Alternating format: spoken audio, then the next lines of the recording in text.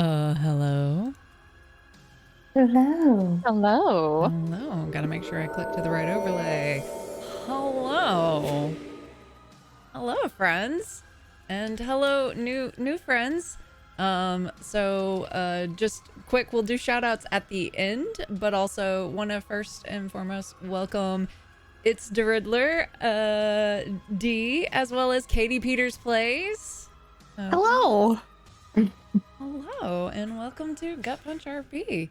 So, welcome, friends. Welcome to GutPunchRP. We are a tabletop role-playing game stream channel that's focused on inclusivity in gaming spaces, as well as charity. For tonight's event, we are raising money for the Trevor Project. You can type in !donate to get a link to our Tiltify event, as well as !charity to learn more about the Trevor Project and what all they do with the funds, as well as !prize. So we have a $500 milestone event for this. And if we raise $500, I will do a Monster of the Week one-shot. That will be a non-streamed event that if you would like an opportunity to be a player in that game, all you have to do is with your donation comment, type in #player-character, and you will be entered into the raffle. And if, we raise a ton of money, then I'll do a couple of more. Who knows? Who knows? If you want to play, then cool. If not, we'd like you to support our stuff, or the Trevor Project. So additionally, we give away free stuff on this channel too. So at the break, we will be giving away a $10 gift code to tabletoploot.com. You can also use the code GutPunchRP when you check out to get a 15% off coupon from them. Also, we give away just sets of dice to random donors each month, regardless of which charity you donate to. Also, those are provided by Tabletop Loot. If this is your first time joining us, welcome. We love you. Please don't ever leave us, ever. Also, quick shout out. I saw Shao Music FX in the chat. She is responsible for the music that you'll be hearing right now and in during the game. Oh, hi. Welcome. I don't need to say anything about Laurelwind because this is not Monday. In my notes, and I don't have a Dusty to tell me whether or not I've done everything correct, which would be incorrect because I haven't. Because if you cannot support the channel monetarily, that is fine. Just being here is enough. Retweeting the Go Live tweet, as well as we have a YouTube channel where you can find all of our previous events and our episodes of our ongoing D&D show that we run on Mondays. Additionally, because this is a charity channel, if you use your money for subscriptions and bits, that goes back into the channel. It's used to purchase the prizes that we give away for our donations, as well as improvements that we make to the channel. With that, because I don't think I have anything else that I need to say, let's jump right into it.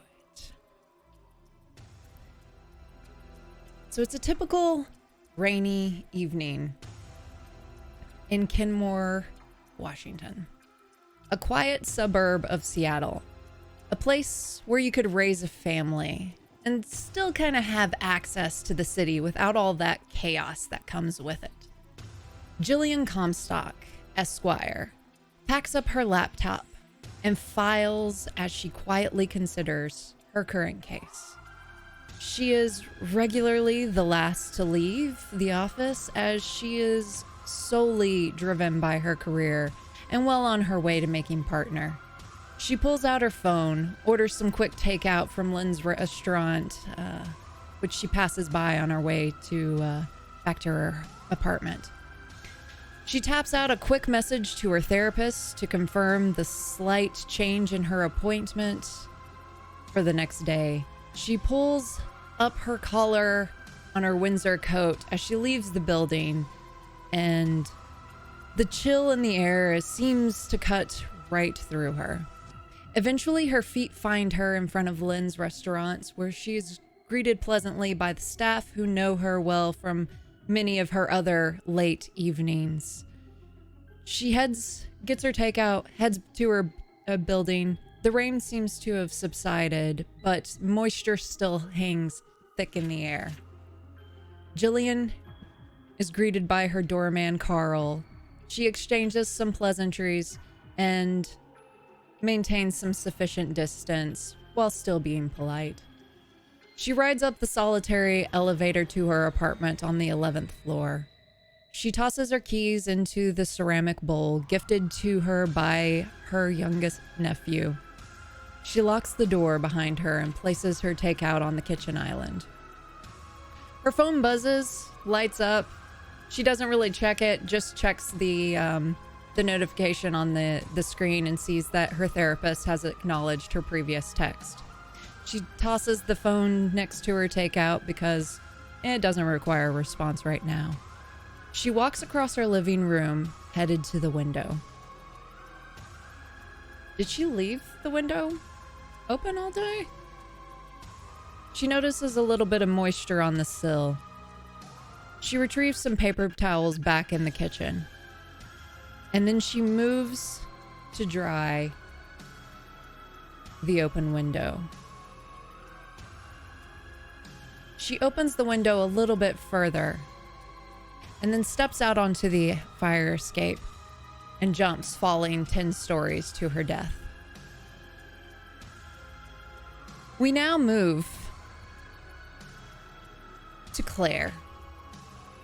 Claire, how do you normally get notifications of missions from your boss, Clint? Oh, definitely from text messages. All right. So you receive a text message from Clint notifying you that you have a case in Kenmore, Washington. That he wants you to get in contact with a David Schneip, who's a reporter, is kind of annoying, but can provide a little bit more information. Lets you know that doesn't really know if anything will come of it, but go take care of this. This is one of those situations where it's probably nothing, but Clint doesn't want to be bothered. That sounds about right. Yeah. So, who do you call first in your team? Definitely Karen, because Karen has the vehicle, and Karen will stop for coffee as we go to the next stop. How do you get in contact with Karen? Knowing Karen is very, very busy but efficient, I'm going to have to call her. So as you call Karen, you see notification. Would your number, would it be a burner, or would it be like, would your name show up? Oh, my name would definitely show up. There's nothing professional about this whatsoever. All right, Karen, you're getting a notification from that Claire's calling. I would immediately answer. Wow, that punctuality. We can't hear you. Can't hear me? Now we can. Yeah, we can. Okay. Well, okay. Hello, Claire, are you there? Sorry, I had some weird dropping in my coverage for a second. You picked that up really, really quick. I will never get used to that. Hi. Hi. Are you ready for a mission? Yes, I just dropped the kids off with Richard, so I have the whole weekend. I have a super secret, ultra important mission. We need a team. Are you in? Okay. Yeah, obviously. I was worried that I wouldn't hear from you this weekend, so I'm glad I have something to do now. Though, will we be back by Sunday night? That was not in the parameters. I need you to focus. This is ultra secret. Like, it's just really down to the wire. And we're calling in the team. I need you to come pick me up. And we need to go get coffee. Okay, I'm on my way. I'm going to go get the van warmed up, and I'm en route. Perfect. And Claire's just going to hang up.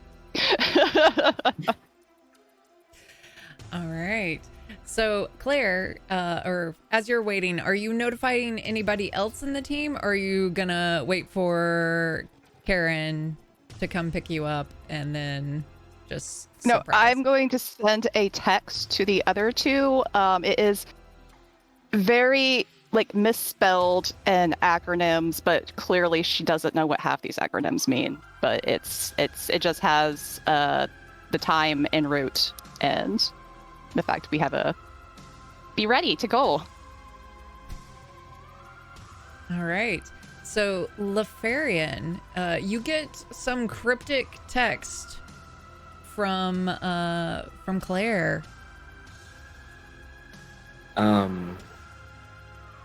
I think Lefarian is probably in the middle of working, so we'll just send the emoji with a cowboy hat on and 2 finger guns, and that's all he'll send back. What does this even mean? I don't. Okay. Lefarian, what are you in the middle of? Oh, I just had to stop and do some freelance work before I started out anything too deeply engaging. Some of that and plenty of that. But I should be done by the time the mystery machine pulls up. All right. Sonia, you too get a random text from Claire that's full of just acronym nonsense. I would look at this text and say, fuck, and just send back the letter K and nothing else. All right. Fast forward. Karen, do you make any stops, or are you just on book it to Claire?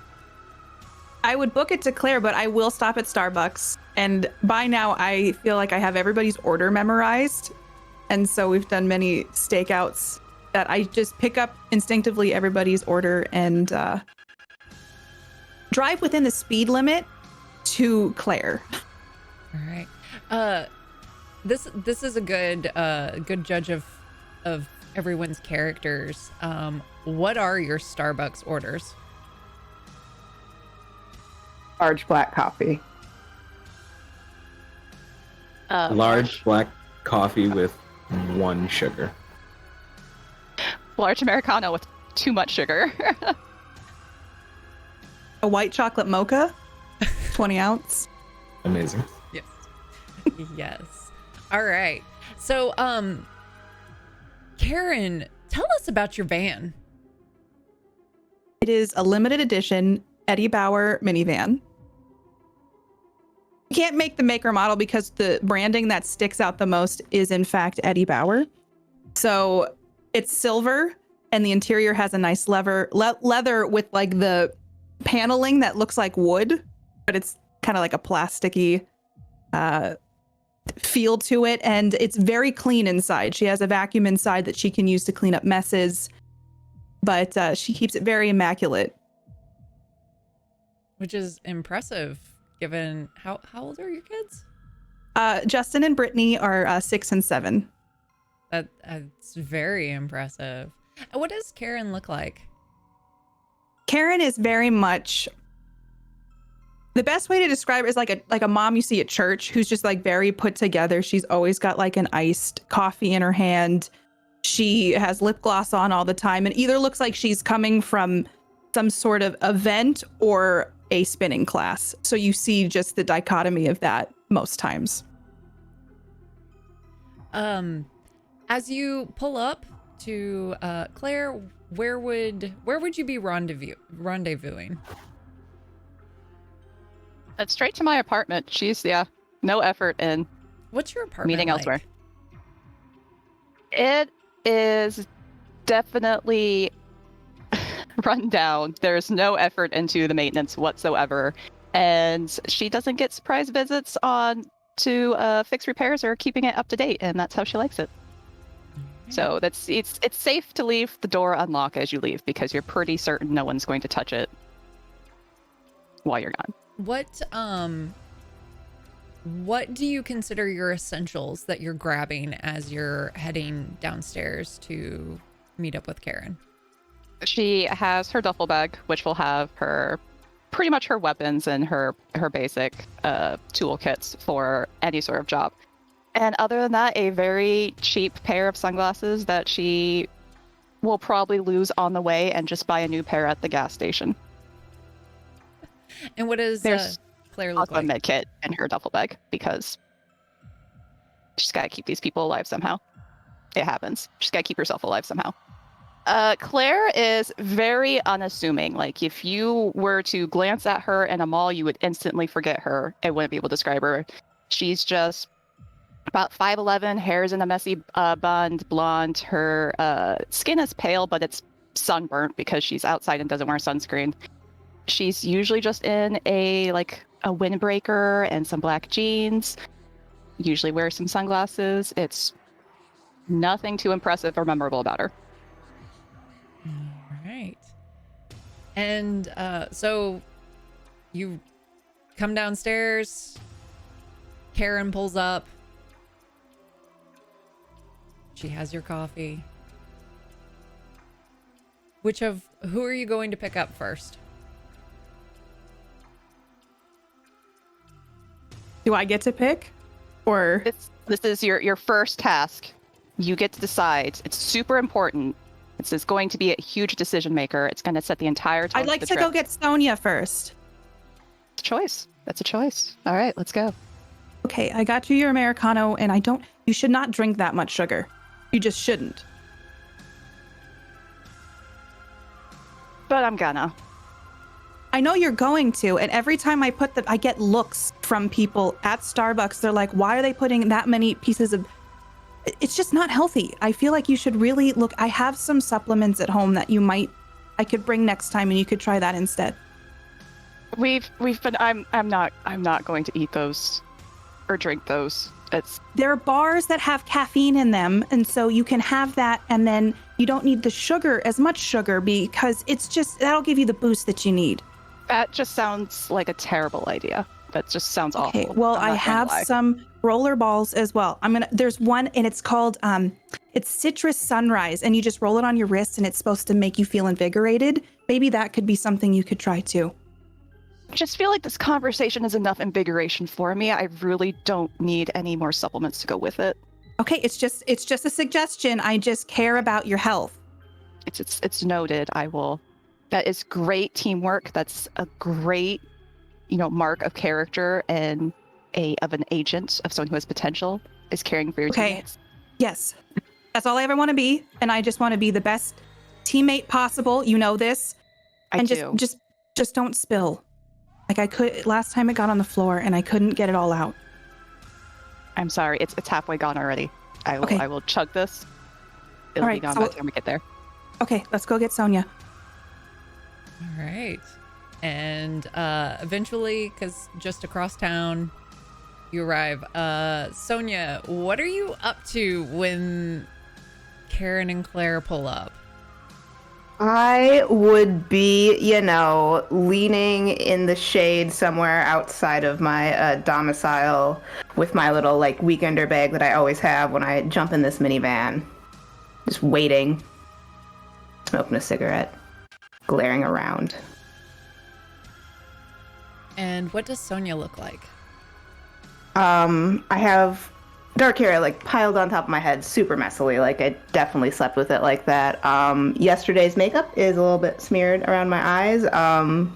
Kind of tannish, but then also just wearing, a duster, one that's super oversized but has been cut at the bottom very poorly and is rolled back to, here.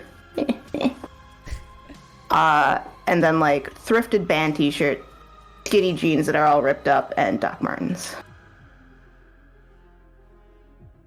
So you enter the van. Your black coffee is waiting for you. Oh, thank God. And I just roll to the third row seat. I just spill some coffee. Do I see it? I would like you to read the situation. Because I feel like this one's a bad one. Read the bad situation. Okay. All right, I'm gonna roll it. It's really bad to Karen. A 7. A 7. Yeah, we'll say that instead of asking the questions, you see it, and it was a considerable slosh of the coffee. Oh. Yeah, please be careful. And it just without any like motion, I'm staring at the road. I open up the middle console and I pull out a wet baby wipe as well as any towels, and I just hold it back to her. Act under Can you pressure. just get it, please, before it sets? On the floor, still holding and drinking this coffee and blotting it. Karen, I'm I would not like you helping at to all. act under pressure as you take one hand off the wheel to go and do Oh. that. Uh-oh. All right. A 9. A 9. Okay. So here.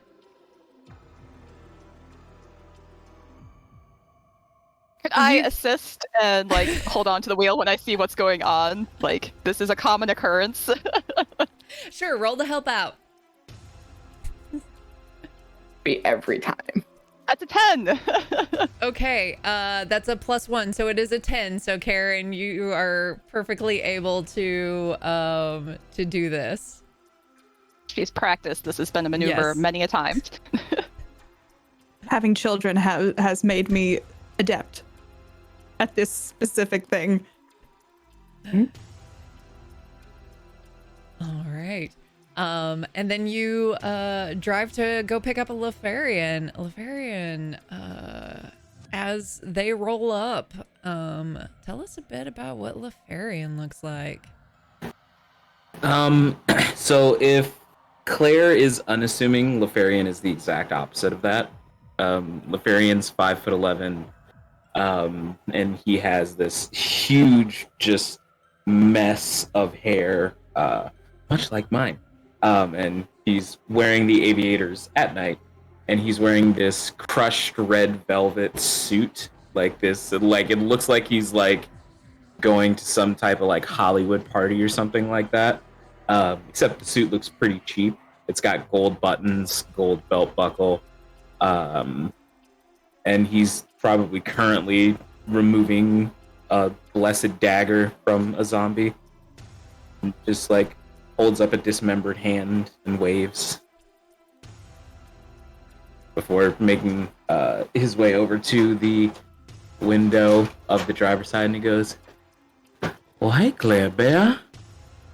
Time for you to get some more dirt under your nails, huh?" I got you your coffee, Lefarian. A large black coffee with 1 sugar. Thank you so much, dear. And before Lefarian gets into the car proper, he will take the small vacuum and just like get bits of gore off of his suit. So Before polite. he sits down deliberately next to Sonia and say, "Well, my cousin, and how are you on this fine evening?" Just effing great. You look like a Yu-Gi-Oh duelist. Well, that's the idea. Someone's got to keep these kids in order and look fashionable while doing it. And then I'll start wiping smears off of my gun, which you would all know that Lefarian calls human resources. And I'll just start reloading it and such. So, what do we got, Claire? Something interesting, I hope. One of Clint's cases, so you know it's just something he wanted off his desk, so most likely nothing. Yeah, crap shoot. Yup. At And least how's the what it freelance be, going? It's messy, but lucrative otherwise. Glad to hear.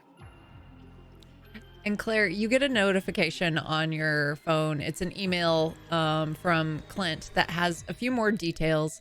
Tells you that your contact, David Schneip, will be waiting for you at the Whistle Stop Diner that is in Kenmore. That he will have some more details about what's happening, but from what he gathers, there's been apparently a string of grave robberies from the Coin Graveyard and Mortuary, which is a small family-owned establishment. And there's directions to, or like an address that you can plug into your GPS. Clint's moving up in the world. He's figured out email. It's just a matter of time until he's with the modern age. She's going to, like, very clumsily, even though she's done this before, but clearly doesn't quite get it, try and do the GPS, like, and just keeps accidentally erasing it over and over again until it finally goes in. While she's telling LaFleur, and like, I think you'll be interested in this one. Series of grave robberies. Oh, really now? Yep. You thinking it's a ghoul or something like that? That would make it interesting. Maybe they just like dead bodies. That would make it True. less interesting and more creepy. Certainly seen stranger things. It's usually creepy. Karen, what's your money on? What are you thinking? If it's anything like last time, I just hope the smell isn't as bad. Maybe zombies, because it's a graveyard. I haven't seen zombies yet. They, You never forget your first time. Well, do zombies rob graves, though? Is that a thing that zombies do? No. Oh, well, maybe they're adapting, becoming desperate. I like the way you think, but Karen. That could be will brains smile at you through the. Some of the through the mirror. graveyards. Some of the fresher ones. Could always hold out hope. Well, you all are the professionals. I'm just the driver, and I'm learning. That you are. I think we should not hope for zombies, though. That's. Please just be a weird person who likes dead bodies. Isn't that worse? It's much more deal-withable. Like, you get zombies, you get like a demon, something else weird in there, but if it's just like some dude, you're just gonna deal with it real quick. Okay, I guess I just think if you think about it, just a regular old person just hanging out in a graveyard stealing things versus a paranormal source just is a little more stressful for me personally, because you never know, the danger is just next door. And wouldn't that be the real monster all along? Yes. Well, I guess we should prepare for anything. That's sort of the idea, yeah. All right. So, you drive. We'll say it's roughly about a 20-minute drive or so to get you to Kenmore. And you roll up following the directions and roll up to the diner. And it's almost like this diner has been taken out of time. So you go into it and the decor is that late 80s, early 90s weird paint splash wallpaper, which kind of is creepy because like the wallpaper in a diner, like the grease is seeped through it, and there's a jukebox in the corner. There's a woman behind this big counter that has like the window through it that you can see through to the kitchen. And as you walk in, there's a bell that jingles, and the woman walks over and is like, "Is there anything I can do to help you with?" And then you see at the corner, there's this like at a corner table, there's this very kind of, he's short and slight and almost has like sunken in features and probably looks like he hasn't showered in maybe a week or so, kind of, but just keeps like pushing his hair back, has this really thin kind of mustache that's patchy and not really growing in. He's like, hey, are you the guy, or are you Clint's? Are you from Clint and like the agency? I hate it when they refer to us as Clint's. Yep, that's us. Yeah, come over here. And he's waving you over to a booth that will probably be a little cushy and for 3 of you to fit in. I'll ask the waitress and say, when you get a chance, could you bring me a slice of apple pie, darling? Absolutely. Thank you so much. Do you want any ice cream with it? You want me to heat it up for you? Just the pie, please. Looks like I'm going to be on a timetable. Sure thing. And she goes off and gets you some apple pie. So I would grab a chair from a different table and flip it around and Riker sit on it. nice. I take it you are, and she's pulling out the phone and like going through her text messages very unprofessionally. Oh, are you the reporter? Yeah, David Schneip. Yep, that's the one we're looking for. Hi. So I contacted Clint. I worked with him on this other case. It ended up being like there was some rat problem. I don't know. Like he didn't really tell me much about it, but anyway. So he here's the thing. There's been these like 3 grave robbery issues. Well, okay, so there's been these like 3 graves. And then like somebody's come along and dug it up. The people who own the establishment over there, they don't seem to be bothered by it. I think they should be bothered by it because it's creepy, right? That's certainly unsettling and not at all common. Yeah, so like I don't know what's happening, but like I think something weird's happening. I know that like that coin guy, that Nathan guy, he seems real creepy. I don't really like him all that much, but like I can't get much out of him. But I was thinking about going and like checking out the situation over there. But they have this like funeral that's happening right now. There's some lady, I don't know. It was like she like took a dive bomb out a window or something. Her funeral's happening right around now. But yeah, there's been like 3 other graves that have gotten dig up recently. It's kind of weird, actually, now that I think about it. Like, there's been a lot of deaths lately. This is a small town. Well, it's not really small town, it's a suburb, but you know, hey. The graves that have been dug up, are they recently deceased? Are they been deceased for a bit? Or are they been deceased for a while? Yeah, it's all happened like about, I'd say like within the past couple of weeks. Any commonality in how they died? You know, now that you mention it, why don't you, No, yeah, we won't make you roll for that. Yeah, funny thing is that they all off themselves. I'm sorry, that's probably in poor taste. I shouldn't refer to it like that. All of them? Yeah, and so he pulls out some paper, and it's that has just like some names scrawled on it, and hands it over. It's got some weird kind of like, maybe it's coffee stains or something, or like it's got like a little ring, like he's put his drink on it, and hands it over to you. And the names read Michelle Howard, Terry DeGraff, and Harold Finn.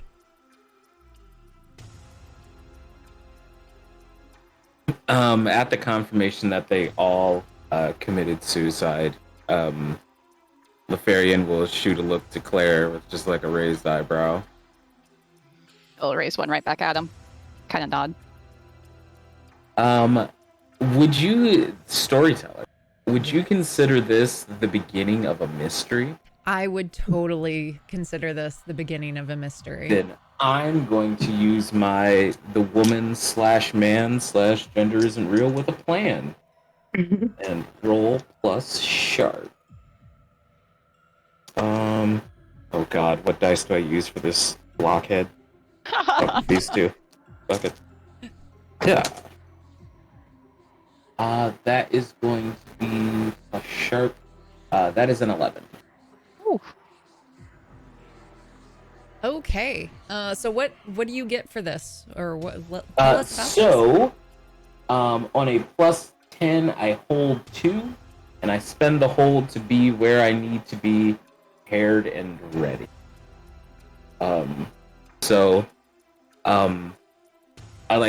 I think of it as Lefarian is starting to run through possibilities of what this might be as he's listening to this man talk and eating his pie, and just starting to prepare, like, idea wise, like, okay, maybe undead, maybe this, maybe that, and he's just starting to piece together a plan as he's getting more and more information.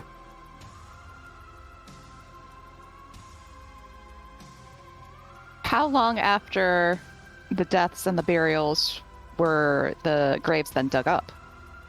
Was it consistently the same time? Yeah, so it happened like the next. So it was like about 24 hours. So they'd be buried in the day. Yeah, about 48 actually. So it would be like they'd be buried in the day and then a night and then the next night is when, well, technically the next morning is when they found that the grave was, dug up. Did they know each other? I haven't like done any really digging into that as much. This kind of just came to me, and it showed up on my desk. They kind of give me the weird cases. Whenever there's like creepy stuff, it kind of runs on me, and yeah, like I don't really get many opportunities to do any of the cool stories. Well, I read about this one thing that the kids were doing, and it was like they would do this thing and make a suicide pact, and then they would all do things that were bad. I had to watch the kids for that. This isn't anything like that. You haven't heard anything going around on Facebook or the Twitters? I'm not a big fan of the social media. So, like, I haven't done that, but that'd be a good idea. Maybe you could, or someone else, because like I don't computer much.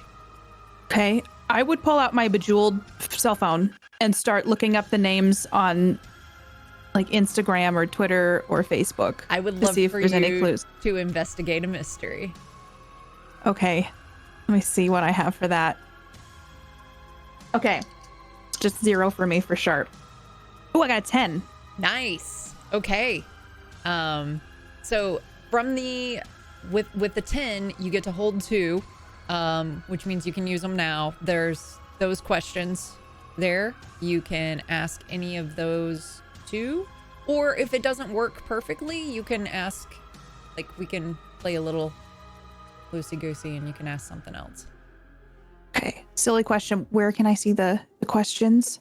It's in the if you have the references, the reference sheet that I think Okay. was in the Discord, there's like a cheat sheet and it has investigate a mystery, and under investigate a mystery there's a list of questions. There it is. I got it. Okay. So let's see. Can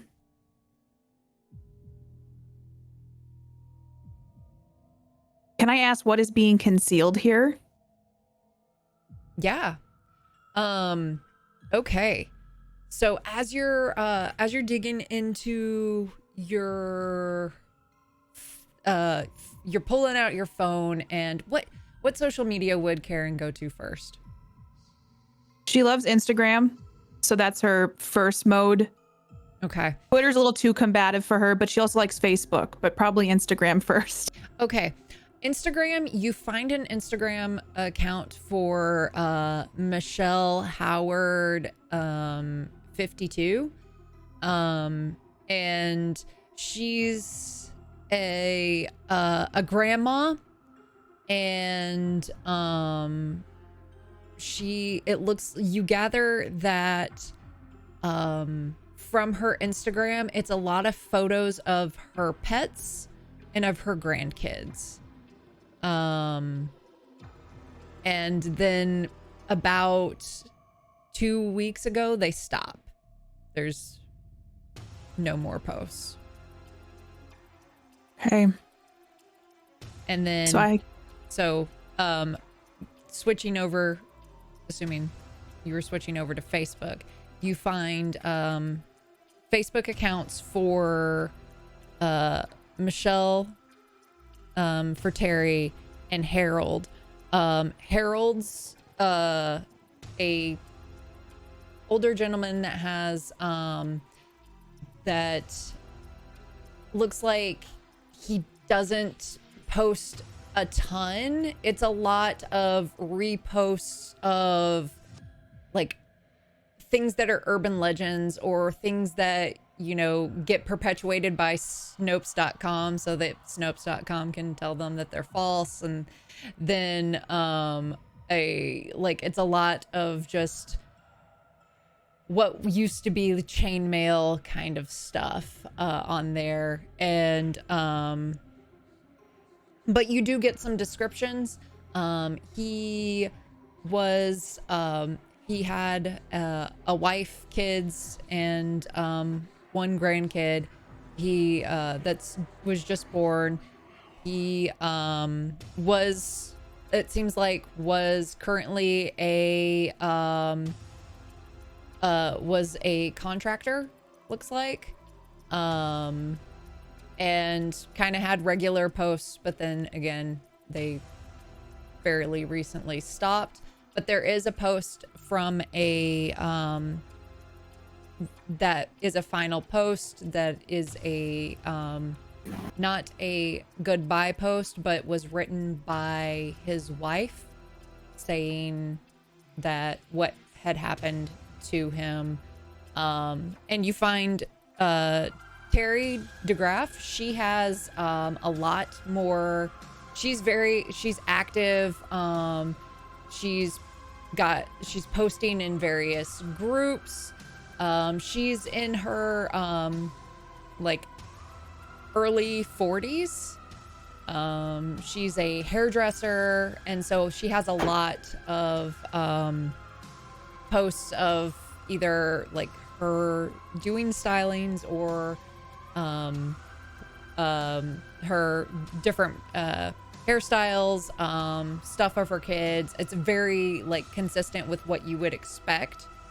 And there's also no final post from her, but there is a post from what is her sister saying just kind of that goodbye post. And then Michelle Howard, you find some more content where it's just what you would expect, lots of family, a lot of well wishes, things like that. What is being concealed here is that there's nothing that seems like it would have warranted a suicide.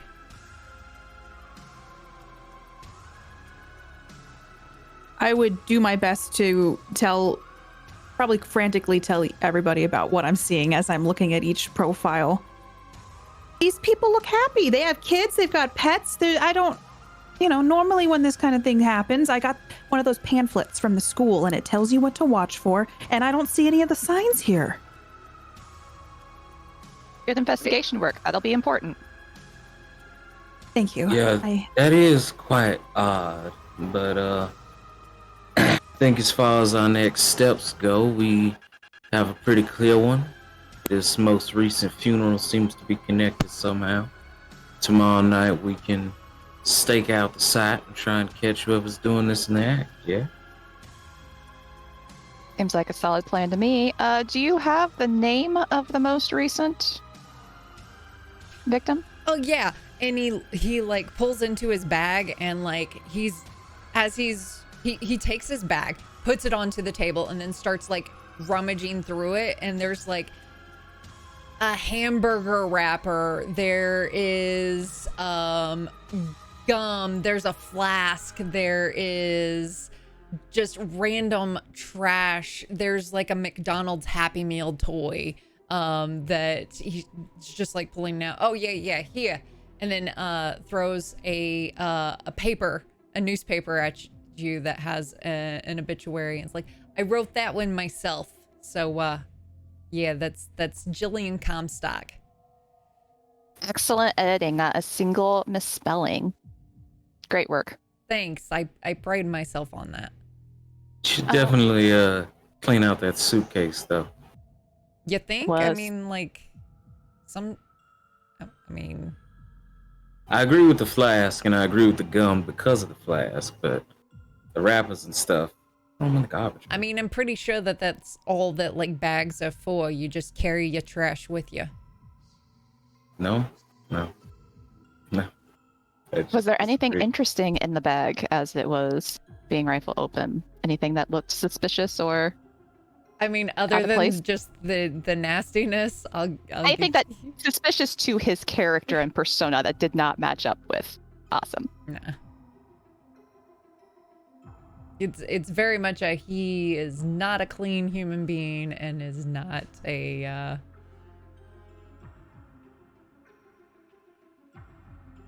has no clue what he is doing. Claire will flip the page to the obituary and give the name and the article over to Karen and see if she wants to look up that one as well. Immediately start plugging the name in on the social media platforms. All right. You find that Jillian Comstock, she has been out of law school for about 2 years. There's pictures on both Instagram and Facebook of her going back to high school, and she was a lacrosse player. She graduated summa cum laude in her undergrad, was accepted to multiple Ivy League law schools, had everything going for her. And basically looking through her social media, looked like she had a good life, maybe even was like, there's some posts where she was contemplating, maybe after making partner, maybe going into politics, maybe having lots of big dreams. Mm-hmm. Is there any similarity between ages across all of the people that we've gone across? No, you have one middle age, one kind of early 30s, late 20s, and then two who are kind of in around their 60s.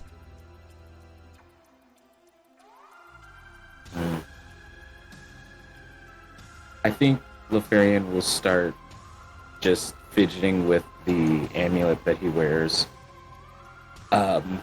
and will hand the waitress $100 bill and just stand outside and light a cigarette. And is just trying to piece something together. Karen, I will say that you still have one question that you can ask from your previous success for Investigate a Mystery. Okay, I was wondering. I'm debating if I want to make up a question, if that's possible, or like see if I could. Sure. Does it look like they have any friends in common, or that they're following each other, or Okay. anything like that? Some sort of weird loose connections. Okay. So one connection that you find is that it's not in all of theirs, but when you go to Twitter, you find that Jillian and Terry have both had like you're deep diving through there, and you notice that both of them have started seeing a therapist. The same therapist? The same therapist. Okay. Is there a name that I could tell the group? Dr. Caroline Vost. Vost, like VOST? Yes. Okay. This is interesting. Two of them are seeing a Dr. Caroline Voss, a therapist. Is it normal for you to follow your therapist on Twitter? Is that a thing that you should do? No. But that might be a good place to maybe not start. Maybe we go case some houses, bother some family members, and then try the therapist. Or start with the therapist. I don't know. What time is the funeral to now? Is it soonish or is it in a few hours? Yeah, the funeral's happening right now. All right, so funeral, see if we see anyone weird, and then go from there. Otherwise, I think the therapist was a good find. Excellent job, Karen. Well, I like my social media. Maybe I can look up this Dr. Vost and see if they have a website. I mean, generally, they can't talk about their contacts, but maybe there's something in common between the two that... I just think it's odd. I would never follow my therapist on Twitter. No, isn't that the sort of stuff you lie about in your sessions? Oh, my therapist, we all know I go to therapy, right? She says I can't talk to her outside of our appointments. So when I see her at the grocery store, all I can say is hello, and I need to keep moving. Usually I want to start talking to her about what Richard did that week, but I have to wait until our scheduled session. So I just feel like following your therapist on Twitter is not what you're supposed to do. Seems a little unprofessional of the therapist, but they did some good boundary setting there. Yeah. Yes, so we're learning a lot about boundaries recently. Yeah. Maybe that's something you could tell this therapist. A couple tricks. Maybe she hasn't learned that yet. She might have a website. Maybe she has some specialties we can look into. Wait, do I need to go undercover? Do I need to go see her? I'm loving this idea. Let's workshop. David, pleasure meeting you. Anything else you would like to let us know before we... Yeah, just like if you find anything cool or whatever, then like let me know so I can get the scoop on it. That'd be amazing. Like, is there anything you want me to look into? I could look into some stuff for you.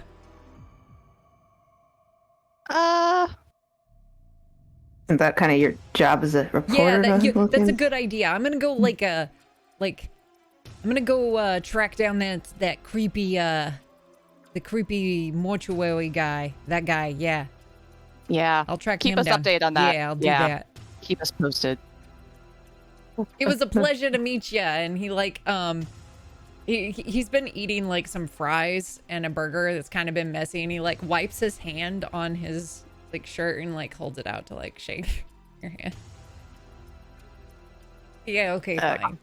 And, like puts his stuff back in his bag and like wraps the burger up in a napkin and puts it in his bag. And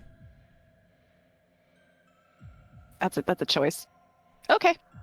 Farewell. And she's gonna walk out. All right. I thought I was disheveled.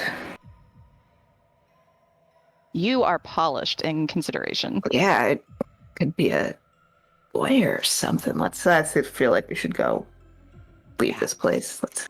Yeah, I'm gonna be smelling grease for like 3 days now. Where are we headed next? To the funeral. And she's gonna like flip open the newspaper and get the directions. While you're doing that, I'll reach into my purse and grab out some hand sanitizer and offer to give it to everyone. And it's specially branded. It says it's an essential oil company. Okay. That is named Grounded Earth, and it's eucalyptus mint.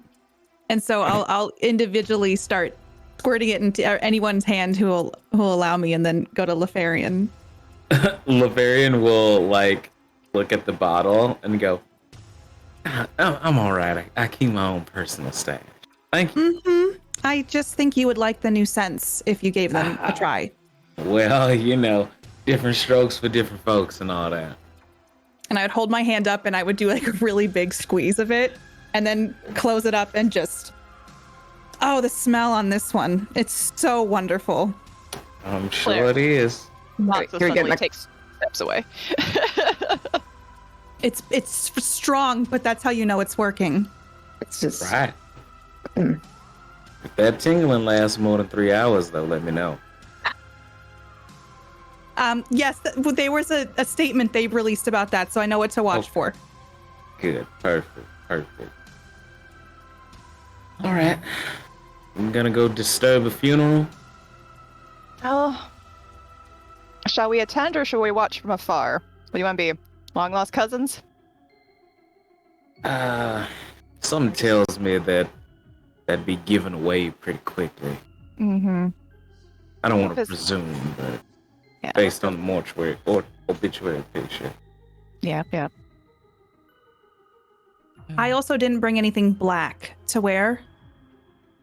We could go to the mall if we need, or Claire like will lying take someone. off her windbreaker because she's also wearing a black button up underneath and offer it over to Karen. Oh, I'll put it on because with a very big grin on my face. It No, fits. what have I It done? fits really well. Do you see how well that? Wow. You'll have to tell me where you got this. I think off of someone, if I'm being honest. Oh yeah, you got that in Yeah. Paris. That's right. Yeah. Oh, that was the one. Yeah, we went to the bakery afterwards. I'm Oh, gonna watch that. Has that been Well, clean? Someone been gave it off. to you? So someone gave this to you. Yeah, it was Were a you gift. It was a gift. It was a for gift? sure. It was a gift. Yep. Yeah. That's Did you exactly thrift what it it? was. In Paris? Yep, I mean, you got thrifted a it. great deal. Yep. Got a real good deal on Thrift it. is a word with such a loose definition when you think about it. It Well, really no, just there's means a the block- repossession of old I mean, goods. we going to thrift this funeral or no? We're walking and talking. I've read some blog posts about how to thrift properly, and Mhm. did you dry clean it after you got it? You just I'll spray some like vodka water on it and call it a week. Mm, Oh, that's a new one for me. Okay, I will wear this, and then I will give this back to you when we're done at this funeral. That's an excellent plan. Great strategy. Okay. Go crash a Alright. funeral. All right. Yep. So you drive up to the graveyard that it's a typical sleepy small American graveyard, and there's as you drive in, you can kind of see there's a path that you can drive, and it goes up to the mortuary in the kind of in the far back when you first enter the grounds. You can also see to the left what is the funeral service outside, as the you can see that the casket is being lowered into the ground, off into the distance. There is what you can tell that there's some caution tape off to the right. In fact, there are 3 different spots where there's some caution tape around. What are you doing?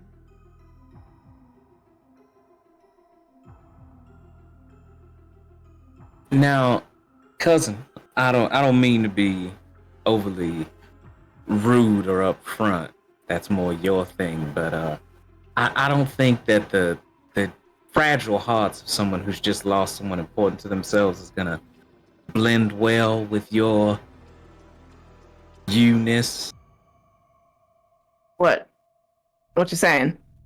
This is fine for a funeral, right? And then I start walking towards one of the like roped off things, not towards the funeral.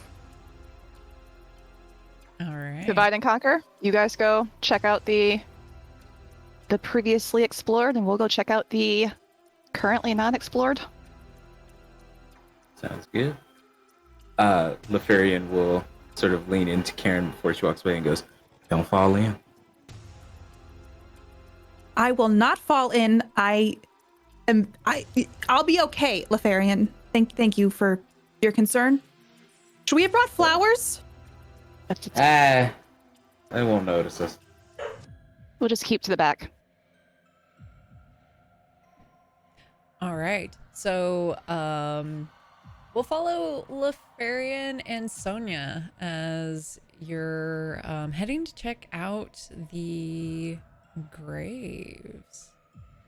So you see there is caution tape and what appears to be some dug up graves that have yet to have the dirt piled back and reset.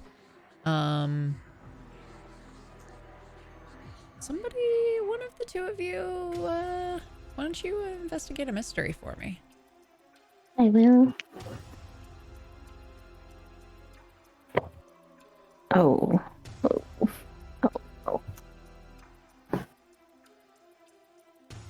Okay, so that's gonna be a really just solid 5. Solid 5. As you are investigating this mystery, you feel as if you're being watched.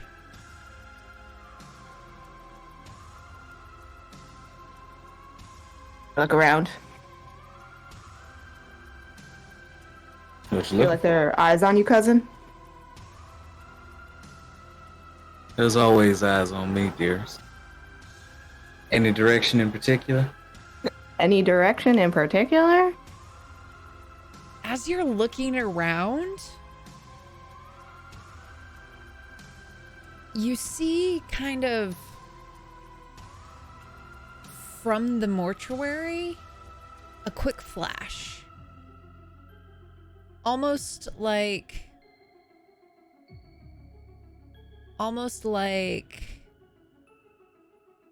blinds were open and then they were closed. As in there was light coming through. I think someone's watching through the blinds, just peeking up at the mortuary. Maybe that's the next thing to go Well, look at. Probably grab those other 2 when they're done. we have an audience. It would be smart to engage together. Mm-hmm. But I think we should maybe go keep an eye out, make sure no one tries to sneak out the back way up there. That's a good idea. Now, Lefarian, given your background and kind of your areas of expertise with these graves, I would also like you to investigate a mystery here. Yep. Wow. Ooh, that's not a great roll. Investigating a mystery is plus sharp. I'm good at that at least. So that is going to be just barely a 7. All right. So on a 7, you can ask me one of those questions from the investigate a mystery. And also, did we resolve your start of the mystery? So I have I've got hold 2. So I have 2 things that are like ready, like at the appropriate time, like I thought this may happen. So I thought this might be a vampire. That's why I grabbed holy water when we were doing the scene transition. Okay. Yeah. That's how I read the move. That But on investigative mystery, I will. What sort of creature is it? Like, does it look like these graves were dug up by a shovel or something's claws or? Yes. So it looks as if it was dug up by a shovel. However, as you're investigating, there is one of the coffins. It looks like there are scratch marks on the inside of the coffin. You also notice that on one of them, which you assume is probably the most recent one, there's the faintest circle of some substance around the grave.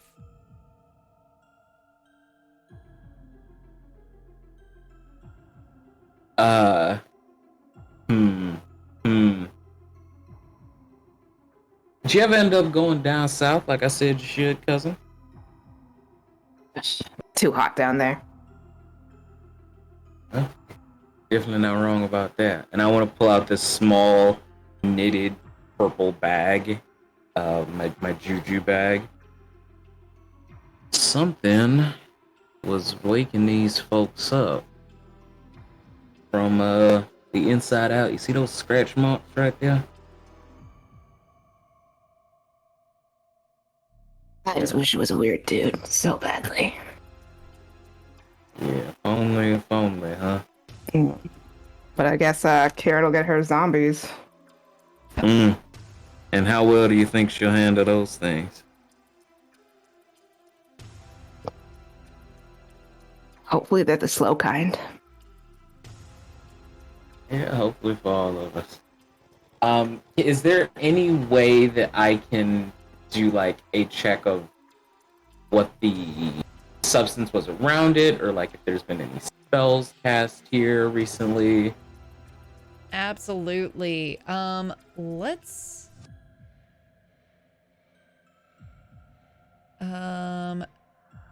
have you read a bad situation. Okay. I help. Yeah, roll to help out.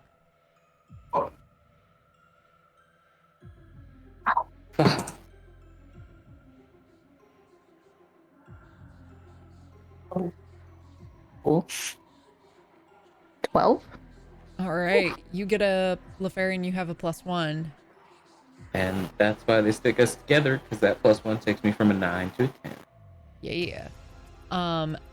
You can, on the 10, you get to hold 3. So, you can pick from that list, and if it doesn't perfectly help, then, or if it doesn't perfectly fit, you can, so like you could swap out one of those if you wanted to be like, what is happening Got here? I would say, what here is the most valuable to me? Ooh, most valuable to you.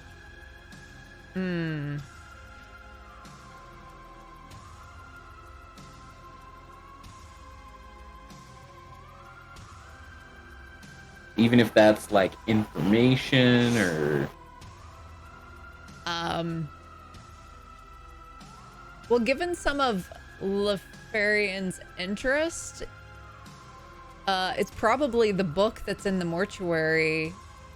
But in terms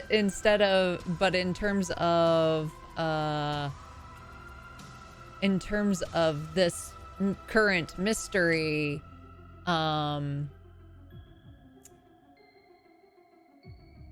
it would be that the substance is blood, that this was likely a blood ritual. And you also notice that there are some protection circles of salt around the, like a little circle of salt around the tombstone where someone maybe cast a ritual. All right. Okay. Well, guess we should wait for our two compatriots before we go visit the purveyor of these fine locks. I got a couple more questions for him. Blair's gonna be excited. We haven't dealt with blood sorcery since we were down in Latin America. And with that, we pan over to Claire and Karen, who are walking up to the... There's a large number of people.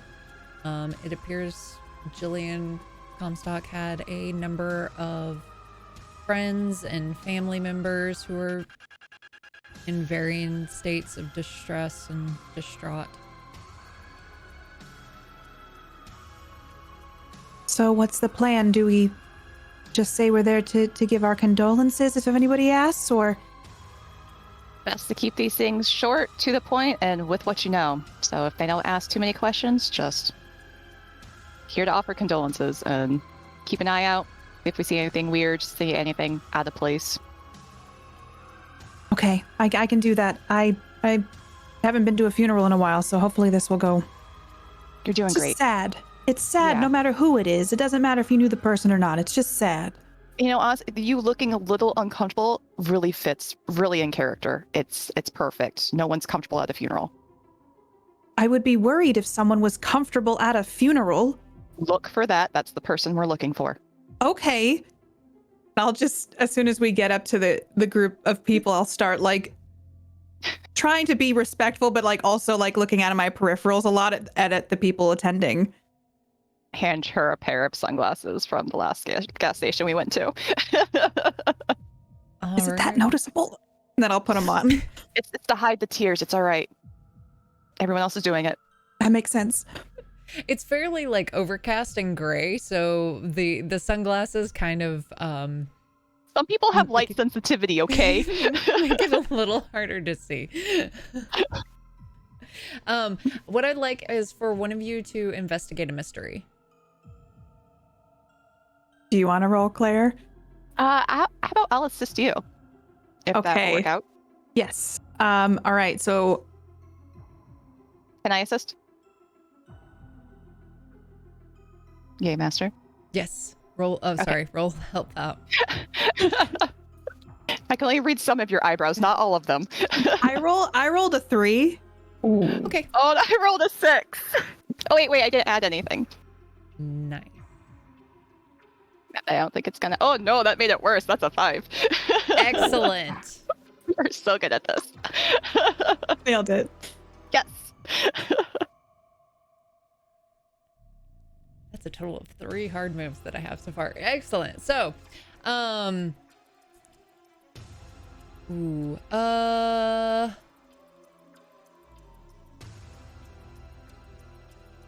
Karen, you feel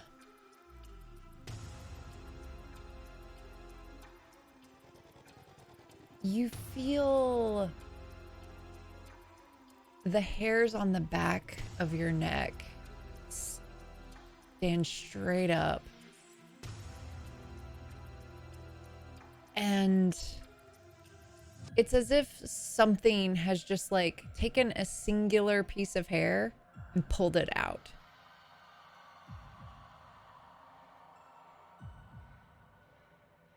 I'd start feeling behind me because it does feel like someone pulled my hair. I'm going to start reaching around behind me to see if I feel anything. You don't feel anything.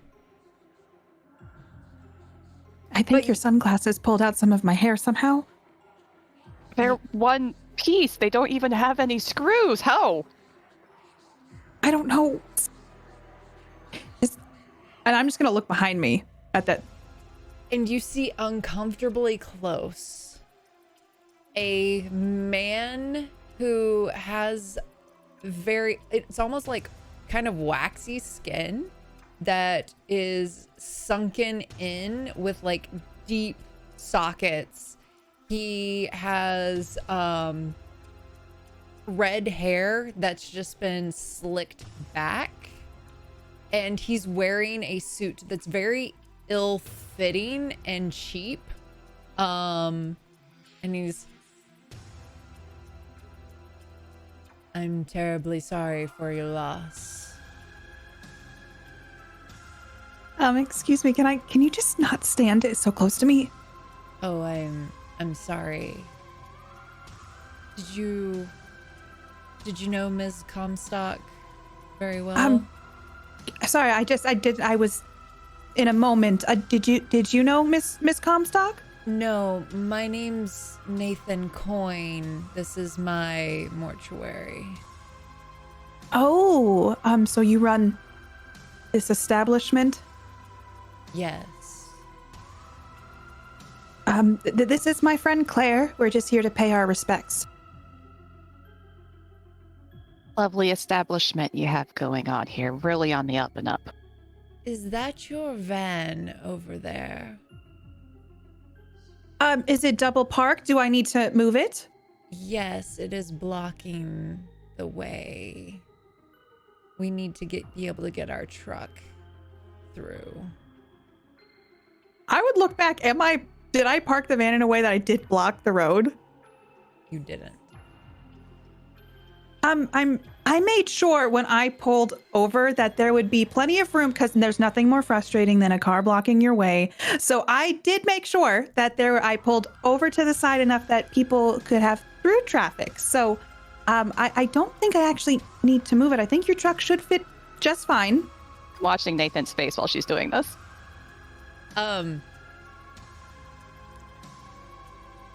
Well,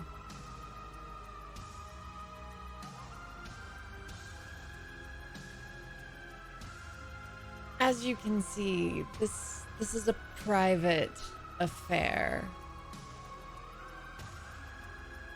So How do you not know if I have known Miss Comstock or not? Also, I may have been moved by her story and wanted to pay my respects to this wonderful woman who just decided to kill herself. Nathan? I'm very torn by whether I want you to roll to manipulate or act under pressure as you're raising your voice for at a funeral. At a funeral that I'm not even supposed to be at. So I'm gonna have you act under pressure. Okay. All right, I got a +1 to this. I'm hoping Could for the do best. this. I believe. An 8. An 8. Okay.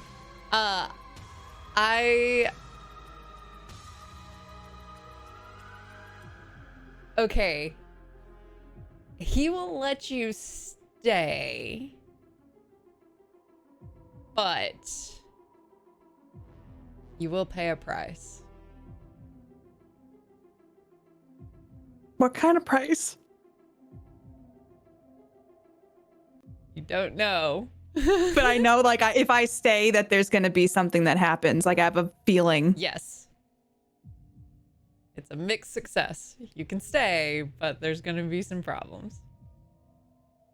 Nathan, can I ask why you singled myself out today? I didn't single just you out. I singled her, and points to Claire, and the two nosy ones who also came with you that are poking around the open graves. Well, I point out that there's open graves in your mortuary, where this is supposed to be a final resting place for people after they have had loss in their life. These families want to come visit their families, and they have police tape around them. I'm sorry, Nathan, you're going to point at us while we're just trying to figure out what's going on here?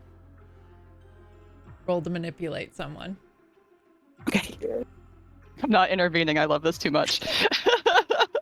All All right, I got a +2 to this because Karen knows how to manipulate. So, okay, I have 11. All right. What would you Ooh. like him to do here? Okay. He seems like he's too confident for how he should be. Okay, so for on a 10, they'll do something for the reason you gave them.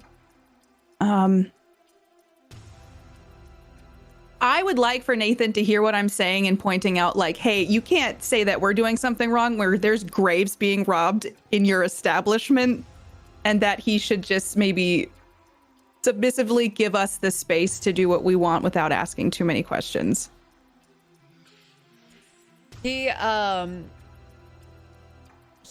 notices that there are a number of heads that are starting to turn and look at you, and he's like, very well. For now. No, Nathan, for always. Because you want to know something? This poor family is laying a daughter, a sister, a relative to rest, and we don't know if someone's going to come to her grave tonight and dig it on up. So, Nathan, can you make a promise? I need you to read a bad situation. I was gonna ask that. Quick glare also. It's going to be fine. It's okay. I believe in you. You got this. I got an 8. Ooh, ooh. Okay. You can ask one of the questions from Read a Bad Situation. My goodness.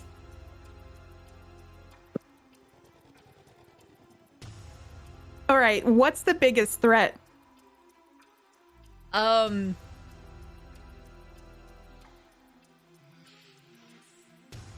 biggest threat is the fact that you just acknowledged to Nathan that you guys are investigating the graves. Ooh. And you're fairly confident that that prick that you felt is that he has some of you. He took some of my hair. He took some of your hair, and so that you are in danger. And I realize this. Like, this is something that you just, as you're like, as that moment that you said it, and it all just kind of clicked. The blood kind of rushes from your face, and you have that like sinking in the pit of your stomach feeling of, oh no, I'm threatening him. Karen doubles down because that's how Karen rolls. I would also like to point out, and I'll start raising my voice a little higher now. God. You touched me without my consent while I'm grieving. Can we hear this? Yeah, right? Absolutely. I am at a funeral, and you touched me without my consent. What is happening here? And what looks like maybe a mother, it's like, we're trying to grieve. What are you people doing back here? I'm so sorry. This man came over and touched me. We were just trying to pay respects to your daughter. I'm assuming your daughter. And this man has just come over and he started touching me. And then she go ahead and roll manipulate a person. It's going well. It's definitely going. That's for sure. Something. I got a 12. All right. Oh yeah. So she is like, you touched her? What kind of creep are you? My daughter has died. What is going? And he's starting to like kind of Homer disappear back up. And and just kind of like awkwardly, and then just turns on his heel and heads into the mortuary. I am so sorry. I didn't mean to make a scene. Are you okay? I'm okay. It's more important. Are you doing okay? No, but thank you. I didn't know your daughter, but I read about her and I just wanted to come pay respects. And with that, with the like not knowing and then the scene, she's like, I think you've done that. And you should probably let us be. Yes, of course. I will go and I'll start backing up slowly. But now more people knew that Nathan touched me, so I got what I needed. Oh, that's so awful. Before Claire also backs up, can she just do a quick scan of who's ever left grieving? Is there anyone else that just seems out of place, or? It looks Okay. like ordinary family and friends. Awesome. Looks like an ordinary funeral. Just funeral crashing. Yeah. Awesome. Just funeral crashing. Just horror gang things. She will follow after Karen. Claire, I'm so sorry. I thought you did great. Okay, well, was he really well done. touched me, and I think he pulled out some of my hair, and I just started thinking about what he Oh, that's could not do good. with my hair. Yeah, no, that's really not good. I hope that family's okay, though. It'll be, there's stages. And it's gonna be rough at first, but they'll be all right. This was a good distraction for them. Something to, something else to consider and talk about, and not focus on Or the pain. process on top of the fact that their daughter just killed themselves, so... Yeah. But we are helping them, because if we can figure out what's going on here, we will help put their minds at ease, maybe. I don't like that man. He is He was a running this creeper. place. Yes. He is running this place, and he's more worried about where I parked the van and not the fact that graves are being robbed. I didn't mean to tell him about what we're doing here, but he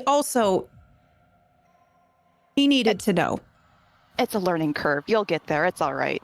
Oh, do you think Sonia and Lefarian heard my yelling? Probably not. I'm sure it was completely unnoticed to anyone who is not in the direct vicinity. It'll be fine. Okay. And I'll straighten out my blouse a little bit, like, oh, I got a little unhinged for a second, and start marching towards Lefarian and Sonia. Lefarian is in the car in the passenger seat with his feet on the dashboard. Why were you yelling at that funeral? Oh, you did hear that. Okay. Well, the man who runs this place got up very close behind me, and he pulled out some of my hair. Ooh. And he was telling us to move the van and that we shouldn't be here. And I may have put him in his place. Yeah, And as soon as you say that, Karen,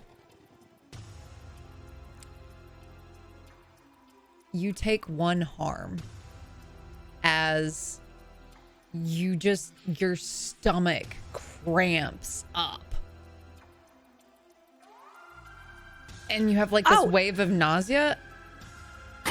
And Can then you it hand me the passes. Tums? Oh, there's some Tums in the middle. Can I say that one of the things that I've held on to is like a sprig of mint, and I want to take a sprig of mint and a sprig of juniper out of my juju bag and wrap them around each other and say, "You don't need a Tums. Take this. Is that Just chew FDA on it." approved? Yeah, Is it absolutely. FDA? Says it right on the back. Yeah, it's Oh. actually Stamp and approved as hair stuff. Because it's cramping, and I'm just gonna trust Lefarian and take this and see if it helps. I'm just chewing on. Just something to ease, not necessarily heal them, but just to like ease the stomach feeling. I did hear that peppermint good for tummy aches. That's the general idea, yeah. Do you keep mint on you all the time? There's a lot of things in this bag. You might want not to not open it if I'm not around. Are you trying to do So- anything magical with that, or just Not in particular. okay? I don't want to put that many resources towards it because it's kind of funny to Lefarian. But, also, I'll stare over at the mortuary building and say, there's a lot of things that my grandmother knows how to do with a strand of somebody's hair. That's not a good thing to lose. That man was very creepy. He almost looked like he was made of wax. Gross. It's true. Oh, also, signs of blood sorcery over around amongst most of the graves, from what we can tell. Looks like they clawed their way out from the inside, so my bet is a necromancer that's reviving them and making them dig themselves out, meeting them halfway with a shovel. I've seen plenty of waxy necromancers in my time. Just really quick though, zombies? Yeah, zombies. I was right. Possibly zombies, yeah. Oh, Certainly possible. It's on the table. see, I'm getting better at this. I'm starting to are. figure things out a little bit more. You get to add a gold star to the chart. You got it right. Well, those are for my kids. I don't need my own gold star chart. Why not? I mean, It's you an do alternate have one with column. your name on it. Well, it's because I don't want the kids asked me to put it on there with them. And then every time I did a chore, I started putting it. And then mommy got a glass of wine when she got 10. So maybe I should start a chart. You would get to 10 so much quicker if you started putting down every time you were right on these things. Think of how much wine That's you true. would get. I mean, if we're talking wine, I think we should just definitely start a chart for everyone. Hey, Oh, I have some supplies in the trunk. Y'all know we can just drink wine, right? Like we're like fairly middle-aged adults, and that we don't really Listen. need to have a reward system. I was There's trying to team calories. build for once. You know what? That's valid. I apologize. Thank you. I'm trying to grow as a person. So I'm watching my calories. And it's a treat. So For the me. question is, do we try and visit this? What'd you say that they person's name was? Nathan Coyne. Do we try and visit Mr. Coyne tonight after these lovely folks have cleared out, or do we come back tomorrow evening? Well, we know for certain they won't be in the building tomorrow evening, but they'll be doing something certainly shady that hopefully we can stop. Like to prevent another whatever.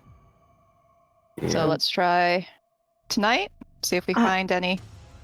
I generally prefer to, surprise necromancers in the daytime. And now we are right here. We could just. Oh, I don't I think mean, we're going to be welcome. At least the two of us Well, aren't. None of us are welcome anymore. I mean, we were poking around and you guys were yelling at a funeral, but like, the funeral's over there. The mortuary building's a couple yards away at least, right? They went back into the mortuary. Yep. Quick glance over. Does it look like anyone's peeking through the blinds, keeping an eye on us?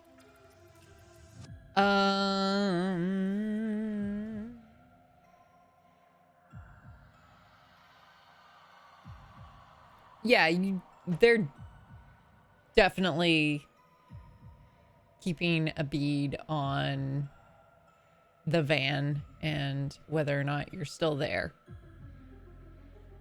Well, we for sure have to leave for now, whether or not it's come back with a different car or walk back or come back in the evening when hopefully we'll be discreet. great. I was just getting hungry. Let's go get something to eat.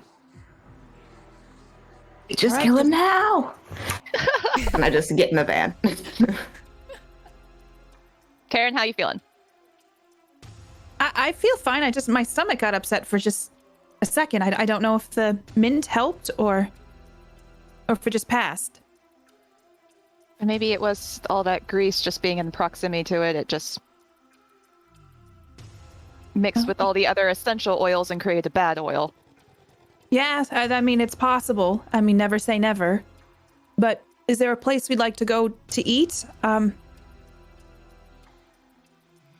Is there a place with a high Yelp review? I want to take them to a place that is greasier than where we just came from, that Leferian frequents All fairly right. often. Okay. Why don't you tell me about it? This place is called Heaven's Ashes, and it's this little dive bar that's sort of built into the side of a wall. And there's hardly any room for like the 3 tables that are in there. Like one of them doesn't even have chairs. And there's the bar, and there is an older non-binary person named Marion that is the bartender. All right. So Marion is behind the bar, is just kind of wiping it down, checking the kegs, checking the taps, kind of like quick inventorying the bottle. There's a stool that has been like slightly broken, and she's got it and is putting it back together as best they can, with just kind of like it's splintered, and so there's some like duct tape that's like putting it like back together as if somebody like smashed the chair. One of these days you're just gonna have to stop being cheap and buy another stool. Listen, what's the point in me buying a stool if they're just gonna break it again? That's not a bad point. I brought you some customers. I do appreciate it when you come in. Yeah, I'm pretty much the only one that does by this point, huh? Well, it's a bit early in the day. The regular rabble ain't coming in for another, we'll say, 5 hours? More? Oh, then that means you're free. Because I'm starving, darling. If you can help me deal with that. What you got a hankering for? I want something cold. Preferably, and some of my special vintage.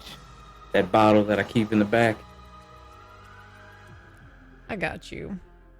What about the rest of them? And I look to them all. But I wouldn't recommend any dairy products.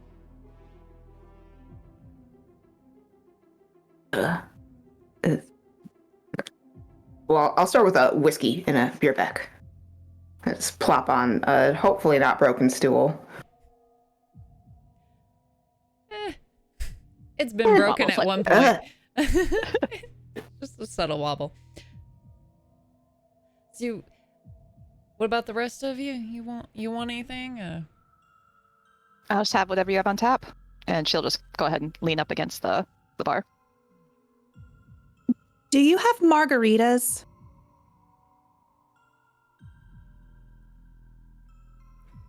I think maybe I got some fruit in the back that I could squeeze a little bit. Uh-oh. I definitely have some tequila. You might have to actually bartend. I brought you a challenge and money. This is the best date you had all I week. mean, well, any day you come in is the best day of the week. You Man. working a case? Yeah, we're trying to piece a couple of things together. Possible rogue necromancer, boring stuff. You know, we haven't had a necromancer in these parts for a number of years. No, it's starting to worry me. Something I don't like about it. In fact, Salt circles, Leferian would just sort of turn to Karen, who he assumes is the only one who doesn't know this, but salt circles, when used in rituals that can imbue something with magic are generally meant to keep things in close. So it's weird that someone would resurrect a body they didn't really want escaping from the grave. So as you're kind of thinking that through and thinking about the logistics of it, you realize that the circle was small enough for a person to stand in and wasn't around the grave, but was to the side of the tombstone, as if the caster was protecting themselves. Karen, you are a genius. Oh, thank you. I appreciate that. I think whoever we're dealing with is a novice necromancer. They don't have enough control over what they bring back to protect themselves, so they had to make a salt circle. Working theory. Some maybe more dangerous. Lefarian, I am going to give you a +1 going forward whenever you are trying to investigate a mystery for the novice necromancer bit. Okay. Nice. But anyway, no work at the dinner table. That wouldn't be any fun. The Fairy will just start obnoxiously loudly eating. He's like talking about his mouth's full. He's a disaster. Doesn't spill Yeah, anything into it. It's the other reason I don't go down south. You guys have no manners at all. Ain't nobody got time for manners. We got plates to clean, girl. And Karen, you get basically what is kind of like a highball glass. It's mostly tequila that's just had some lime squeezed in it. With like a really bad salt circle around the thing. Okay, so highball is pretty big. It's like bigger than a shot glass, right? Like Yeah. how many shots would you say are in it? It's probably about 4 shots of tequila. Okay. Nice. Like 1 or 2 ice cubes. Do you have a shot glass that I could use as well for this? She pulls out a shot glass. I will pour some of it into the shot glass and just do the whole take a shot and then lick some of the salt off the rim and see if anyone's looking at me like in a confused way. Listen, I used to be fun, okay? In college, I could put the tequila back, okay? I don't want it to go to waste. It's not too bad. Squeezing in the lime juice actually adds a little something special. And Claire, your beer, it's a little warm actually. I was really expecting that. I'm not going to lie. Expressionless, she does not care. She has very low standards. And Sonia, it's swill. But Lefarian, she does bring you the special. It is the only good alcohol in the entire building. Yes. So is there anything that you want to discuss, want to do? What are your next moves? So, Claire, tell me about this Nathan Korn fella. Well, we don't know much about him other than the fact that it's his mortuary, and according to the reporter guy, he was not too put upon with the destruction of property, with the people coming in and doing the grave robbing, which might mean he's the one doing it. That's a pretty good lead right there. Otherwise, he's a bona fide creeper. Very waxy. Problem with personal space. Now, But very put off by Karen over here. He was very intimidated by her. Do you think he got Botox, or do you think he just got into the embalming things? I think he got into the bombing things or just took Well, I think he just, yeah, he may be wearing someone else's skin. Oh, is that possible? I know that was in that movie, but is that possible? Fiction imitates life. Oh, So I was thinking about the fact that he's the proprietor and seems generally undisturbed. But another thought, if that's his graveyard, you feel like he could do a cleaner job. That's what I was gonna say. He's not even trying to hide it, really. I mean, we just strolled right on up to the graves with nothing but some yellow tape to keep us from going over there. Yeah, he could have buried empty coffins this whole time and had a whole zombie army, but A lot of things he could have done.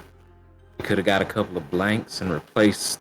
If he needs these people in particular, then he could have got some blanks from any icebox around town and did a bit of a switch job. Then there's also the fact that therapist. That's a lead that we gotta definitely look into. oh, I'll look it up now. Could you see if there's any connection between Dr. Valston and Nathan Coyne? Yes.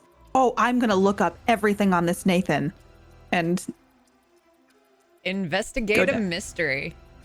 He You're seems totally like. leaving a bad review, aren't you? Can I Or is this assist? a- yeah, 1 Absolutely. star on this Roll the hell cemetery. That is a 7 to help out.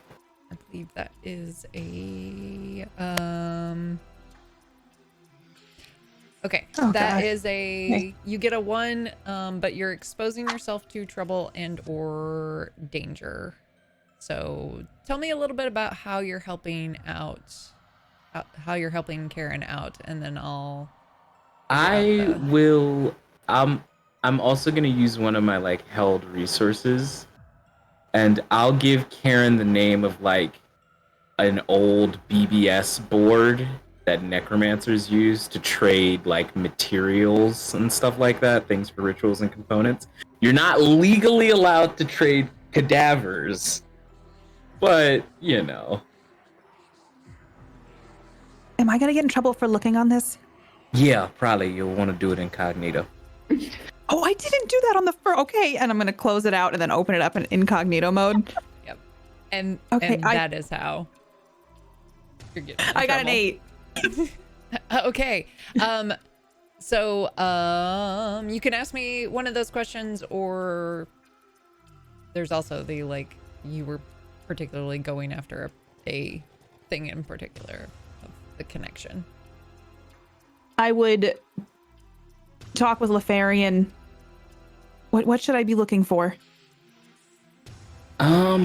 Well, you're gonna want to start with your normal places that you check, the Facebooks and the Twitters and all of that. And then once you got a lead on, what do they call it? The handle that Mr. Coyne uses, then you can cross-reference that handle with the BBS board I just gave. Okay.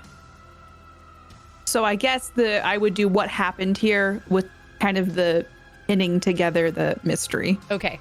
So the way this ends up working is that you find the mortuary's Facebook page, and you find the website for the mortuary, and then you go to a Facebook page for him, but like it has not been active in a really long time. It was just like he had it when he was in high school, and then it just really wasn't active. But there's a couple of like video games and kind of like some music there. It's basically his Facebook is a lot of the pages that he liked, and you were able to find one time where he accidentally put like his Twitch username which is MR Butts with a whole bunch of numbers behind it from back when he was in high school. And then you're able to use that to find a random Twitter account that's associated with it, and it's just full of like weird conspiracy theories and just random pictures that are gross. You have found yourself into the wrong side of Twitter. But then there's every so often there's just like there's Sonia and Claire are waiting for when we catch Karen's face. I was like, oh, she found it. and like there it's disturbing imagery of like animal mutilation and a number of just it's nasty. And then you do find some more recent where there's some random tweets about the end of days and bringing it out, and then there's some Christianity mythology mentioning, and there's a lot, there's one tweet that's about the black horse, and you see a picture of Harold Finn in his black truck, and then there's the Red Rider, and you see Terry DeGraff in her red Hyundai Tucson. There is the pale one, and it's Michelle Howard. And then there's Jillian Comstock more recently in her white hatchback. So he has pictures of the victims on his Twitter. Yes. I like scream and drop my phone. Oh my God. Oh. And I just turn it around and show them. And that's where we're going to take our break. Yeah. All Not right. like that. Not a fan. So we're going to be giving away a $10 gift code to tabletoploot.com. You can use the code GutPunchRP in conjunction with that for 15% off, which will get you pretty much a free dice set. But they also have other cool things like dice towers and mugs and dice trays and whatnot. So if you would like a chance to get the $10 gift code, we'll just do it easier than that. Enter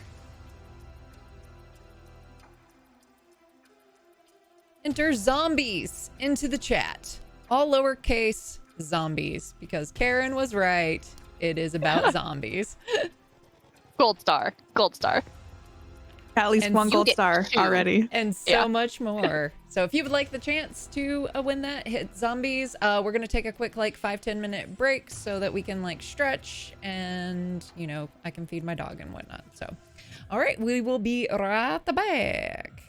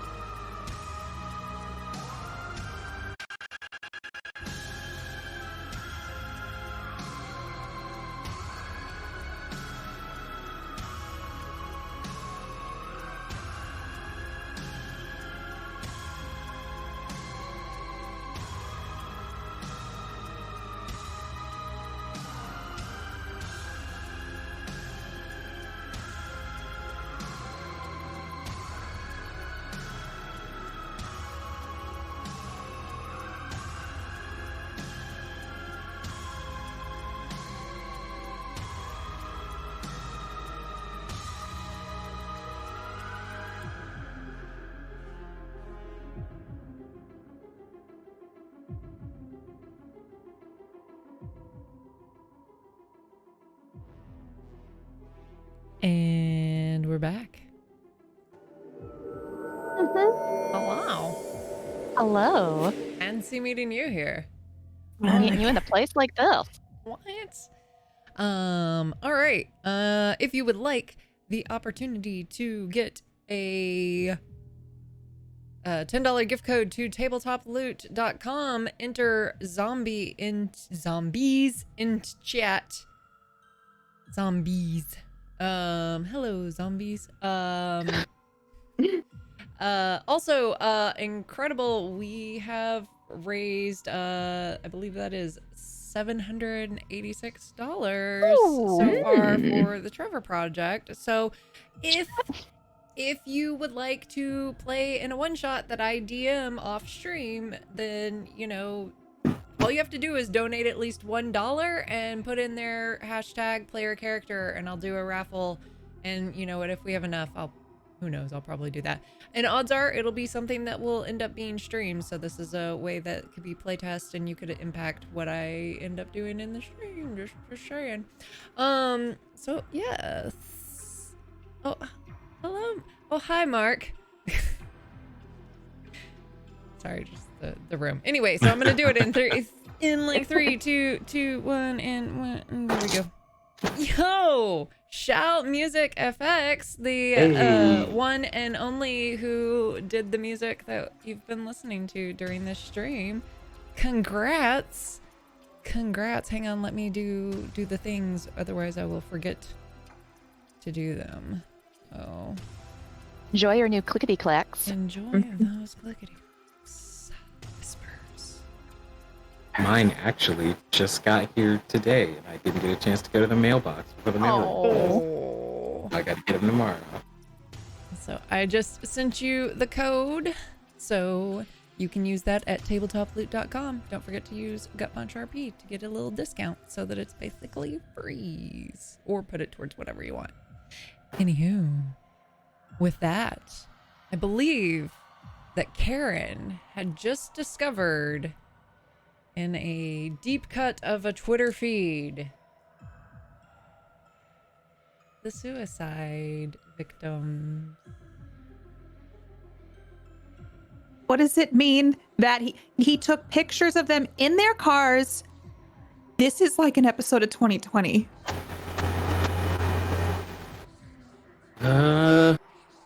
Probably worse than that. Maybe just a little bit. So I need to check to see if he sold their bodies on that website. I don't think they. No, if he reanimated the bodies, I don't think they trade ghouls on that website. Okay. Well, I'm going to go through his follower list and see if that therapist is in the follower list. All right, you find the therapist. She's here. Oh my god, I don't know why I'm whispering, but she's here. Okay, Vost. I'm gonna look up see if she has a website, and so I'm gonna search Dr. Vost in this Washington town. All right, you find a Vost family and marital counseling.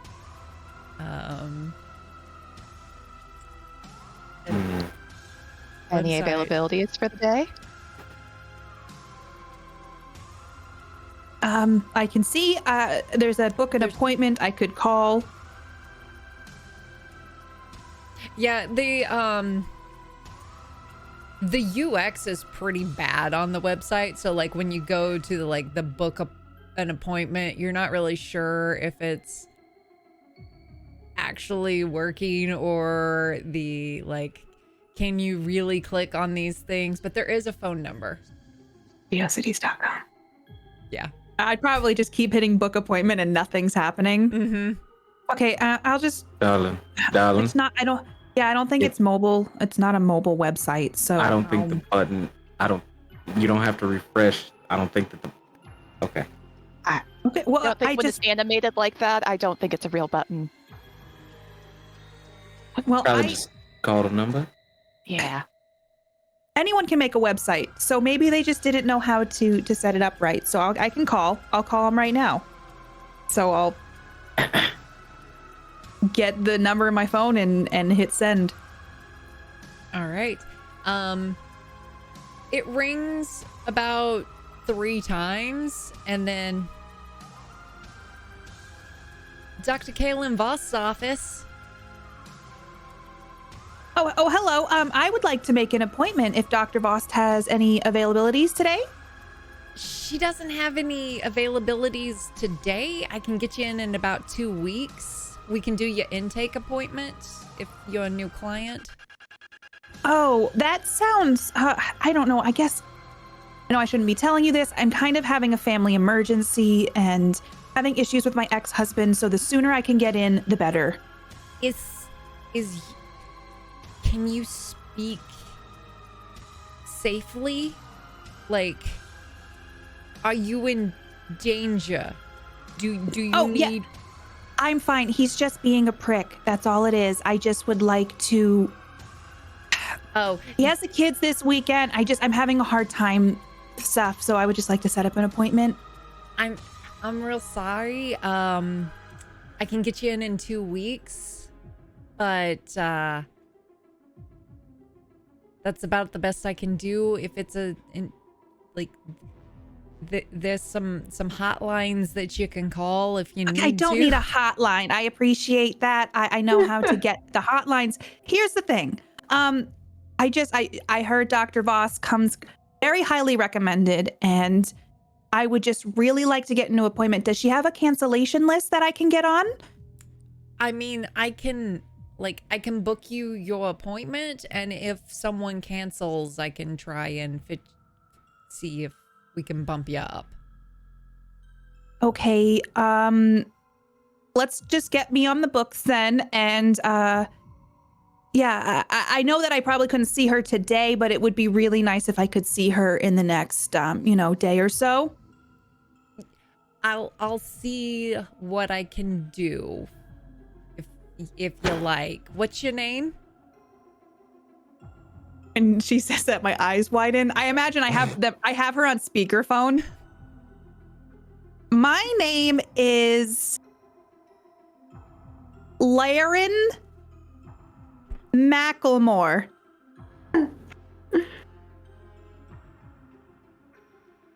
I need you to roll to manipulate someone. I panicked for the name myself in real time, so that's what happens. Okay. Oh, I got an 8. An 8. Okay. So I'm basically D&Ding this. This is your charisma check for the deception. So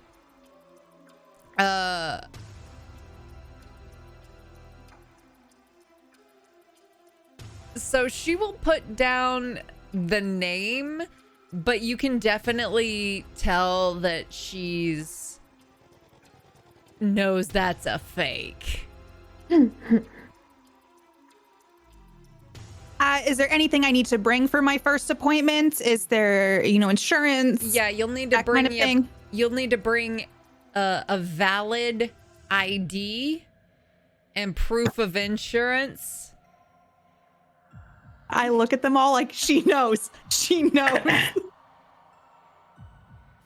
Well, can you tell me what name you got? I think you're breaking up a little bit. Yeah, I got a Laren Macklemore.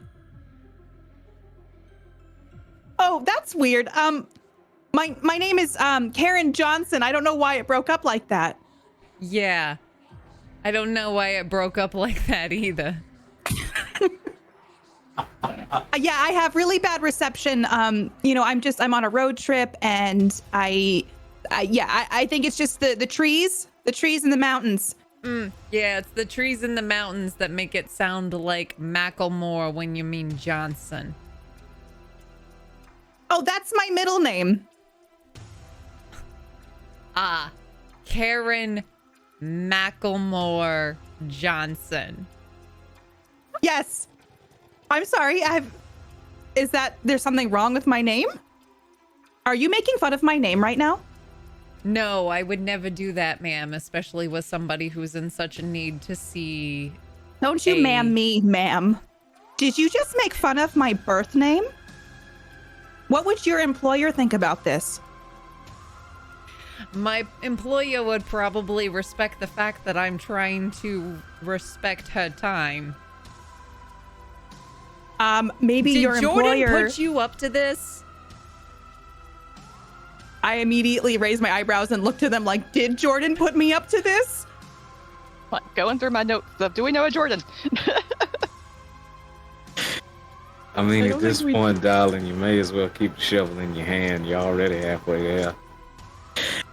Take the appointment. You should think. Get off the phone. I don't know Do a you Jordan. have me on speaker? I am in the car right now and I'm trying to make this appointment, and now I feel like you are making fun of my name. And so, you know, do you have a manager I can talk to? Roll to manipulate someone. Oh my lord in heaven! There's no way this person gets paid enough for this phone call. No. There's no way. Oh, I got it's not good. I got a 7. Okay.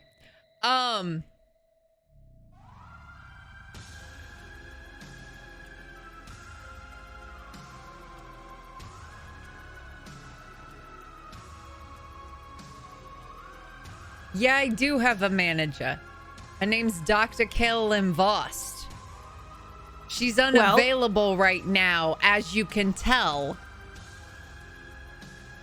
So Okay. you can have your appointment in 2 weeks. Maybe if I'm feeling like it, if there's a cancellation, I'll let you know. What's your name?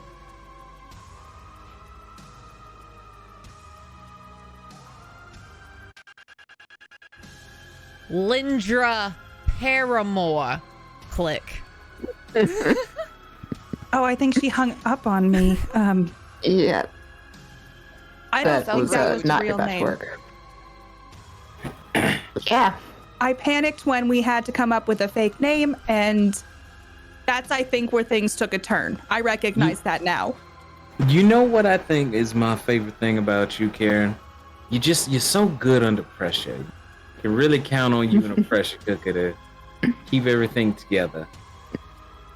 When you have experienced someone pulling your hair out in a graveyard, I would like to see how you would handle this situation just a few hours later. Lefarian. There.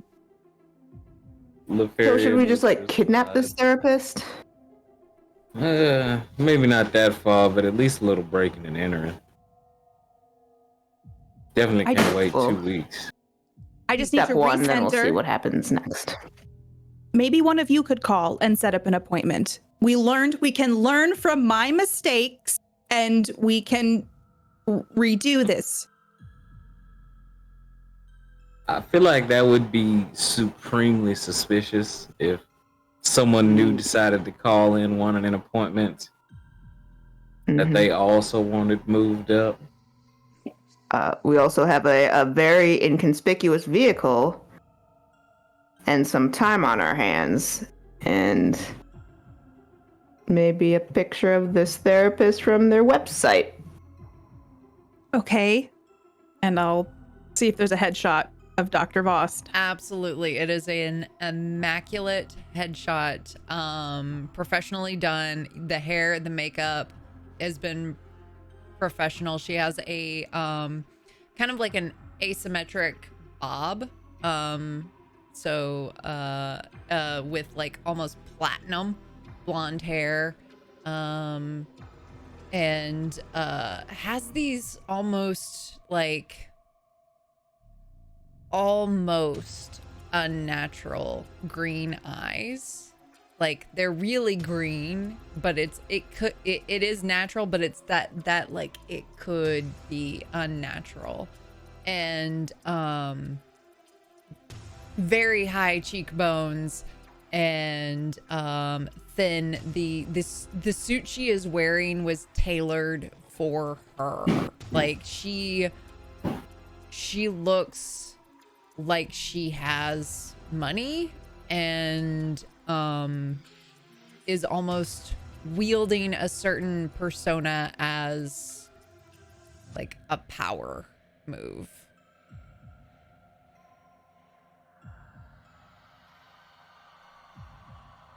Well, that's what she looks like.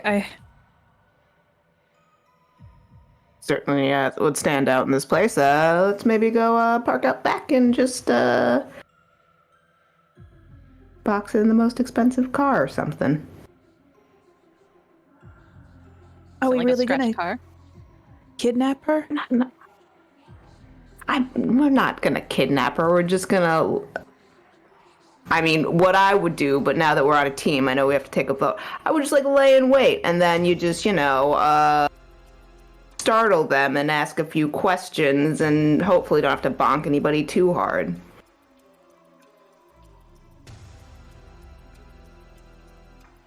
You know, we That's like a very, very different family members. Yeah, you're more finesse, and I'm more trying to get stuff done in a timely manner.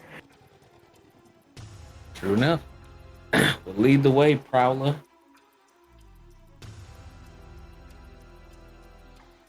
Yeah. All right. Back to the van. All right. Finish lukewarm bad drinks. I mean, you were drinking whiskey, so it being room temperature is not that big of a deal. Yeah. But it's just bad whiskey. All right. So you head back to the van and head over to Dr. Carolyn Voss, counseling facility. So, the parking lot is it's in a it's in one of those kind of what are they called, where there's they look like they're small little identical houses, but they're all like, one's a dentist office, one's a chiropractor, one's an optometrist or whatever. And so there in the back is Carolyn Voss office. They're kind of off in the distance is a black Mercedes. That seems to be the nicest of the cars that are in the parking lot. We could always go up there and tell them we saw some kids scratch the car or someone else drive off and see if she comes down to deal with it. This doesn't strike me as a person that would come down herself to deal with something like that. I think it's a wait until she leaves for the evening and hope it's a little empty. But that's just me. I know I'm the one who just likes to punch things and yell at people, but That's why we love you. I think you're on the right track to wait until the opportunity presents itself. All right. stakeout then. I almost feel... Barbarian will lay back and immediately go to sleep. Karen, is this your first stakeout? Yes. However, she has like a little pack of snacks in the back seat. Best stakeout ever. There's some snacks underneath that seat right there. Can you pass me some Cheez-Its, please? Oh. Yep.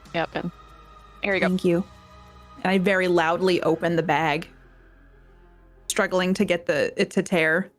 Toss the These, bag they sell back it. to They Sonia. sell them at Costco in these giant packs, and the kids love them. The kids love these, so I always try to keep them in the car. There's like 6 chips in here.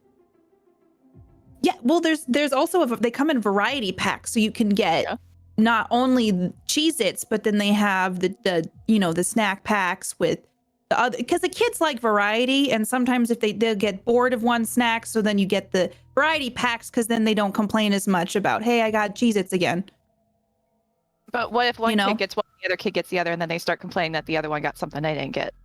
Well, that's why you always keep 4 of a kind at a time to avoid these situations, because if you don't, then I mean, if Justin gets one thing and Brittany doesn't get it, then it's a whole thing. And they're getting older, so they're getting better about it. But when they go and stay with, shoot up, awake, and pull out his bag, and won't tell anyone what he's doing. But can I check on Karen's kids? Aww. Yeah. Okay. Because that's not good. Someone's hair can be used to know a lot of things.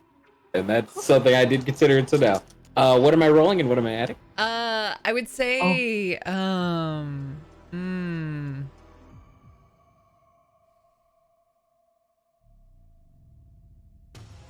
I would say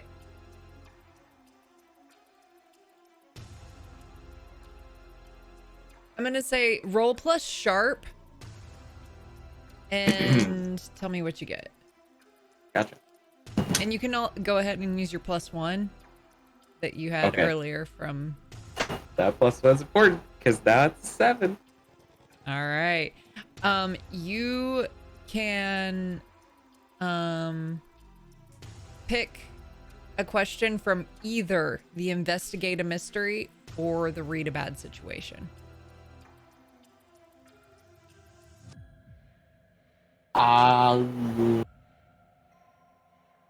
Are there any dangers we haven't noticed? Question I'll go with.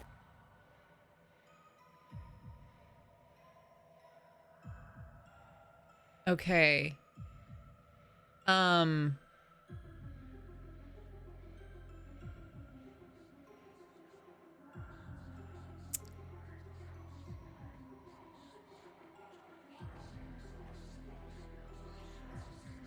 As of right now, you are in danger if you continue to stay here.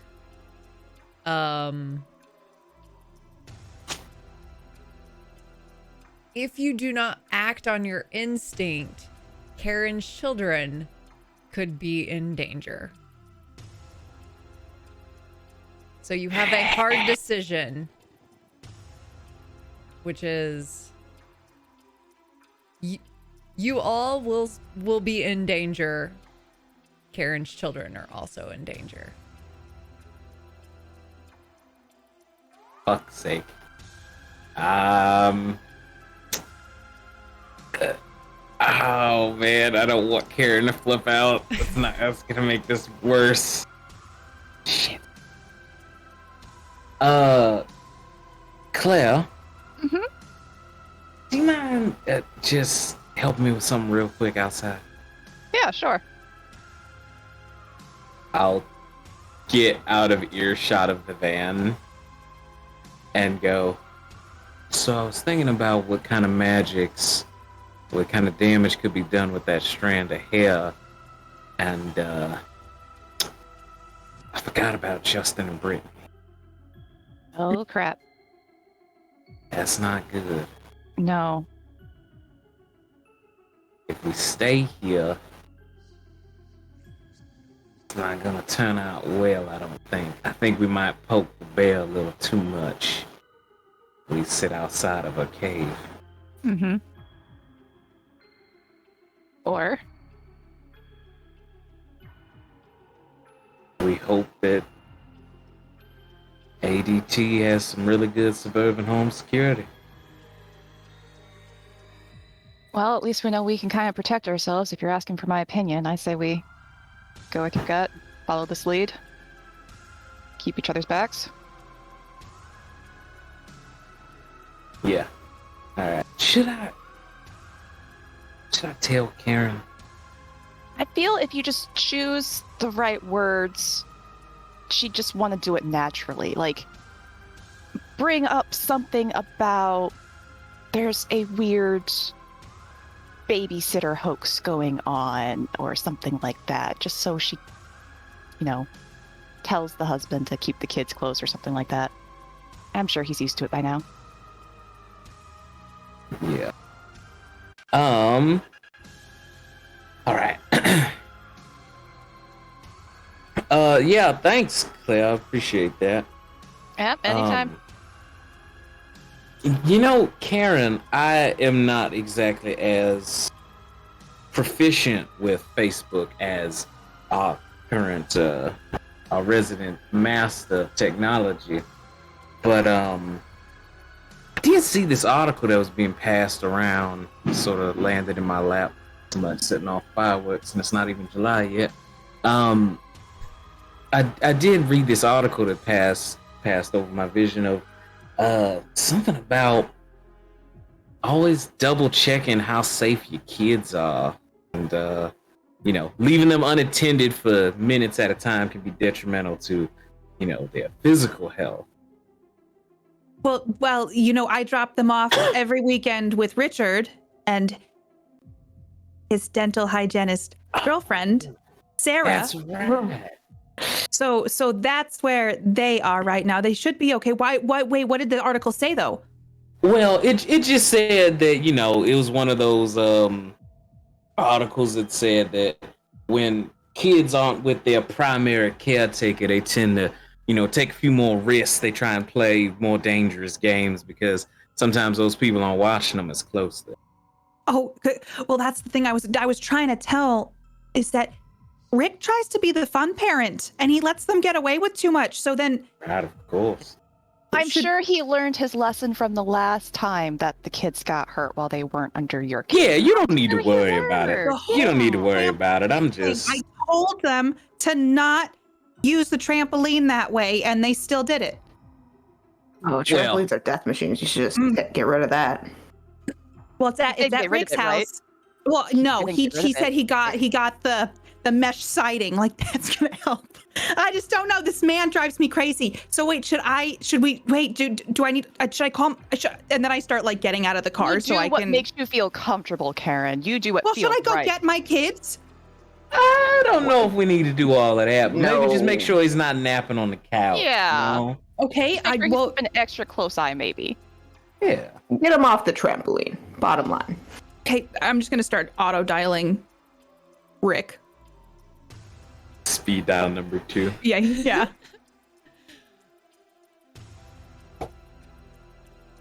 Hey, Karen. Hello, Rick. How are the kids? They're fine. They're outside playing. Are they on the trampoline? Yeah. I got it for them. Rick, I swear.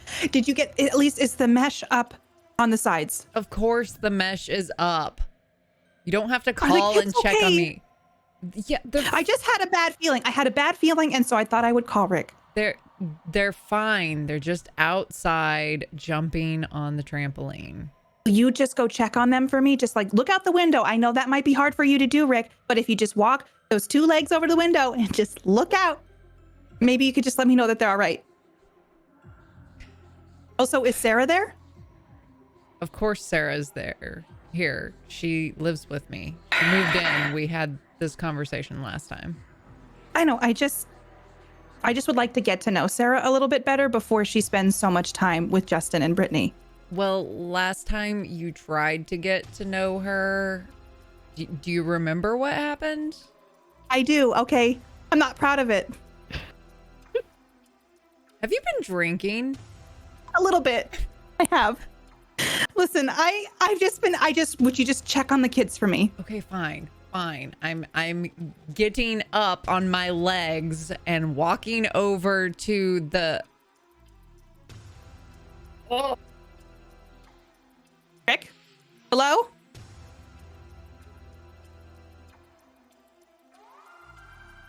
Rick? The line goes dead. Oh, okay, I'm gonna call him back. Do you see? He drives me nuts. And I'm gonna hit speed dial again. We're sorry. The number you have dialed has been disconnected. Is that possible? Is this something you can do? I get in the car and start loading human resources. Okay, I'm gonna call Sarah. So I'm gonna find Sarah's number in my phone and dial it. I think we should go kill a waxy looking dude.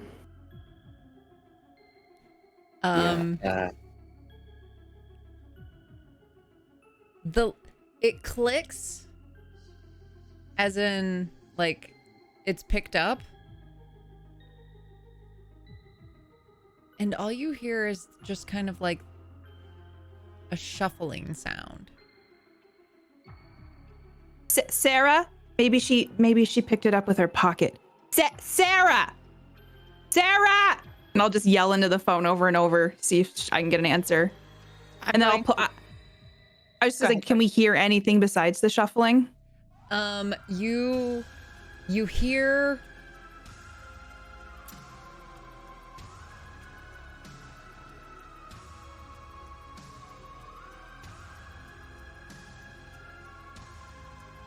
investigate a mystery for me.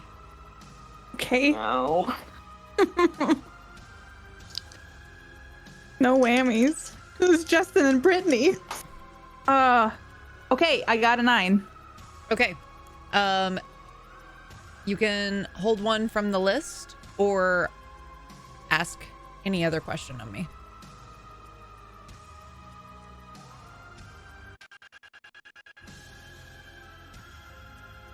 I want to ask, like, are my kids okay? But I don't know if you're gonna let me do that.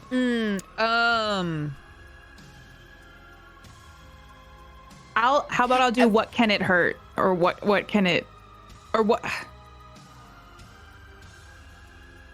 I will say, so are your kids okay?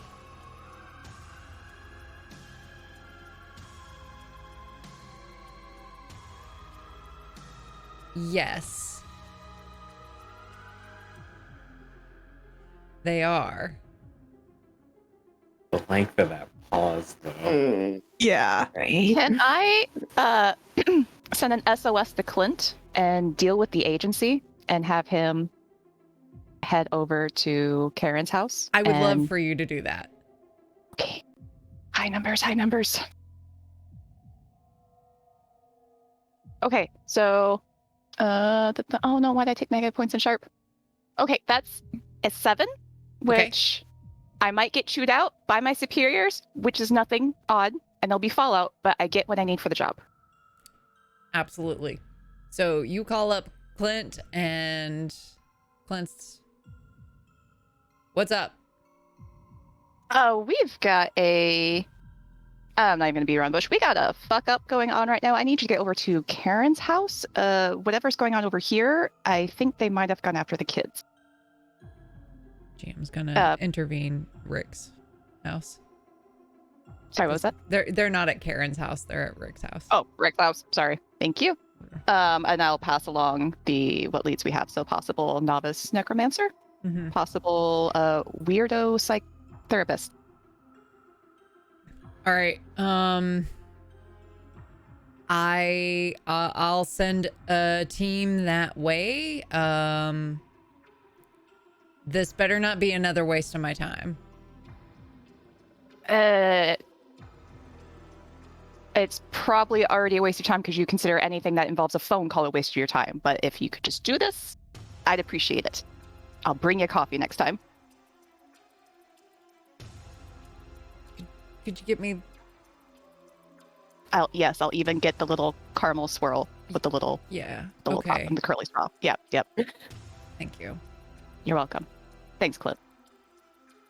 He's just hung up. Yeah. I would like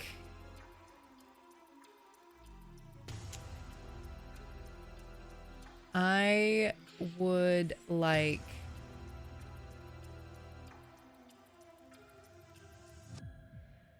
like you all to act under pressure for me. Oh no. I will use one of my moves.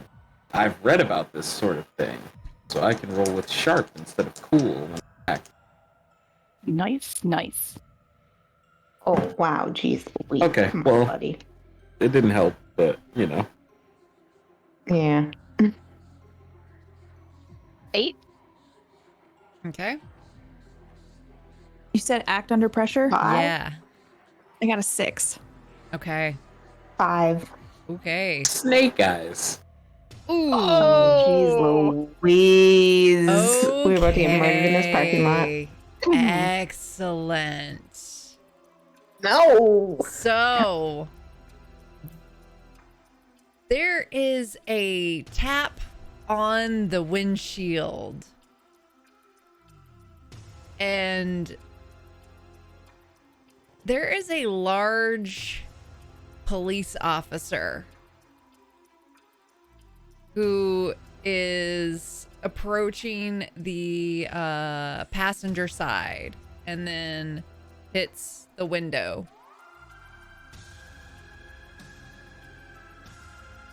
I'll roll down the passenger window. Afternoon, officer.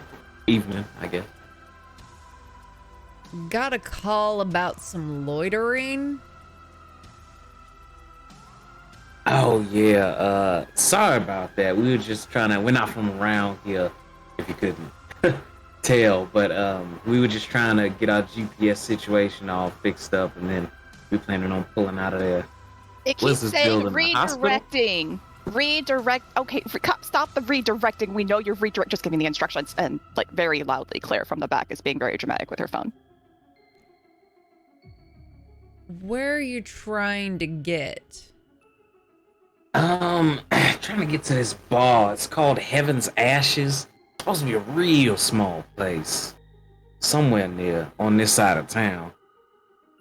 Yeah.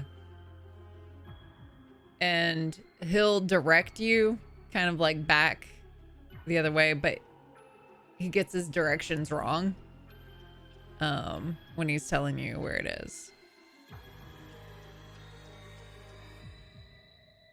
Thank you. Well, I guess we know where we're going, folks. Let's mosey on. Okay, let's head that way. And I awkwardly start the car up. Bye, officer. Thank you for helping us. Not a problem. And then he goes and gets into his patrol car. Is there anything shady about the officer? Does he appear to be waxy? He does not appear to be waxy. Appears to be, he appears to be a police officer. You can take the shadiness of him in however you want to.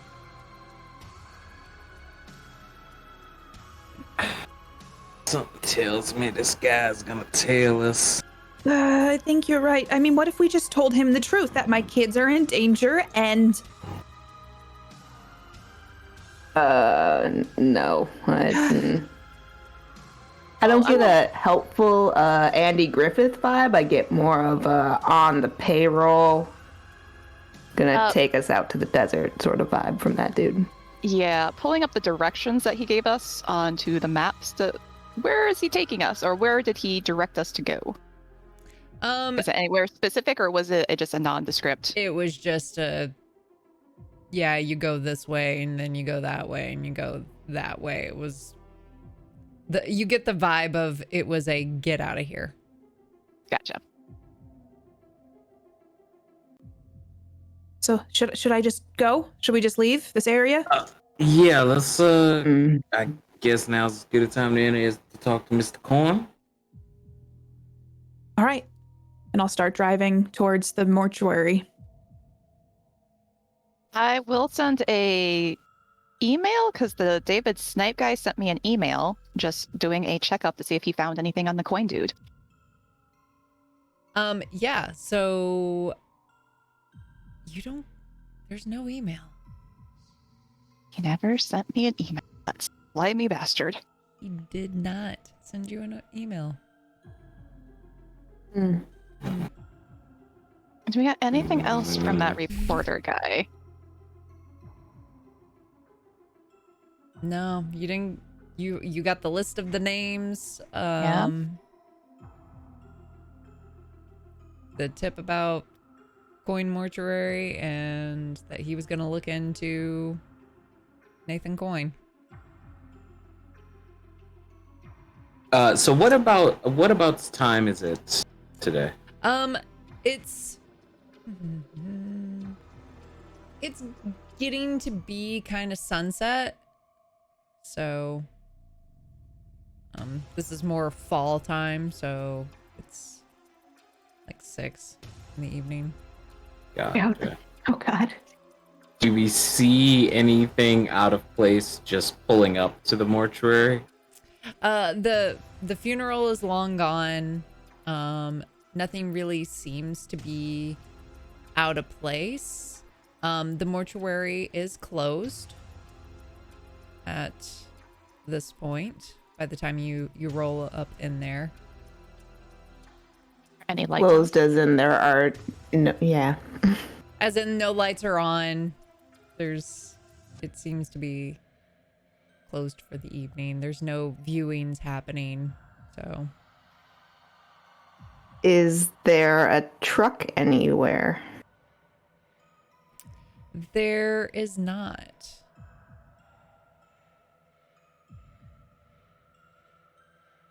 Should we be going to Rick's house? Clint, My I'll keep you kids. posted. Sent Oh, Clint. actually, Karen, as you're asking about that, what? Why would that thought enter your head that you needed to go? Why would you want to go to Rick's house? As you can't remember why that thought even entered your brain. Go.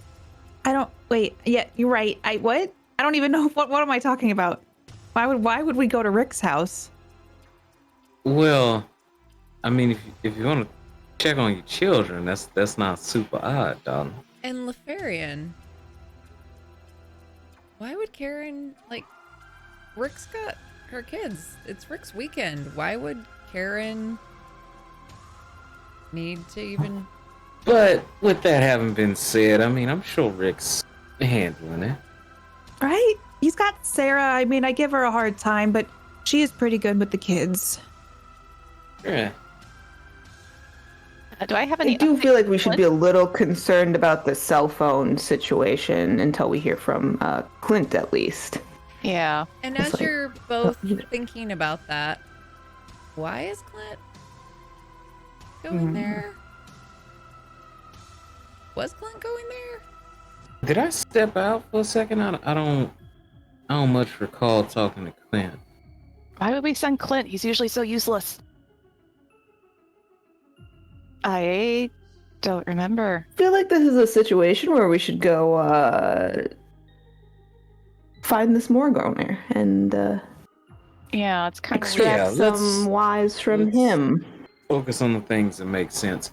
Cousin, do you want to knock or do you want me to knock? I'll let you do this one.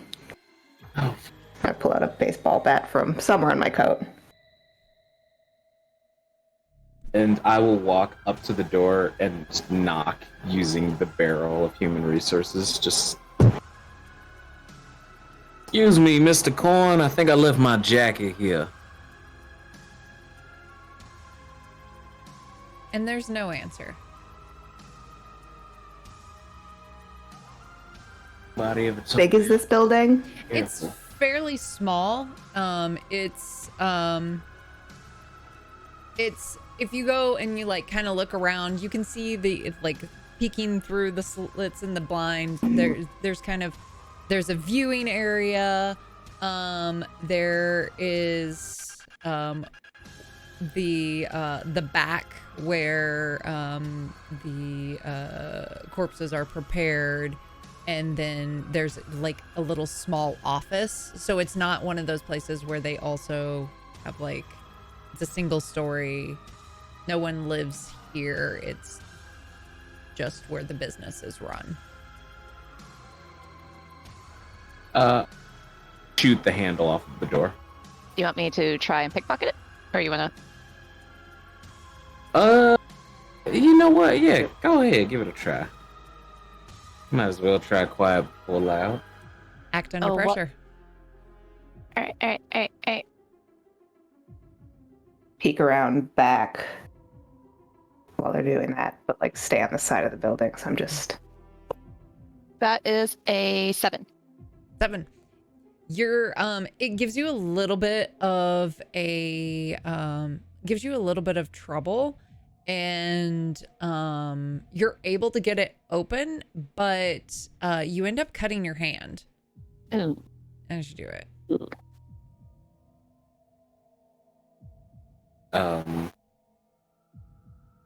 If Claire goes to step anywhere in the mortuary, Lefarian will go, I have to get that cleaned up first.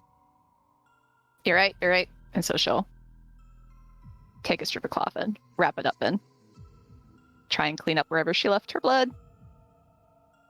And Lefarian will just take point, essentially, or gently push the door open and say, Mr. Corn, I believe we were scheduled to pick something up of ours that may have come into your possession.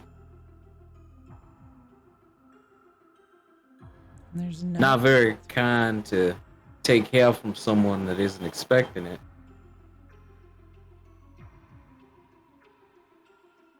You at least get the impression that no one is here. Let's keep our eyes up, huh? I want to find that book. You think the office is probably your best bet for that. Wonderful. I will go over to there and try the door. All right. As we're kind of looking around, can I read a bad situation? Absolutely. We'll try this too.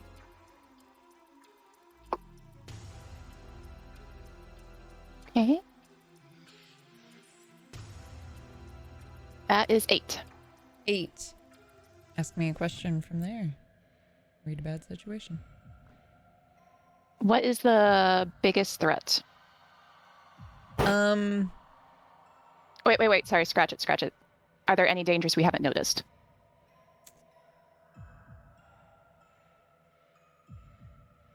right now you are safe. Like, Okay. it is empty. I will say that there are probably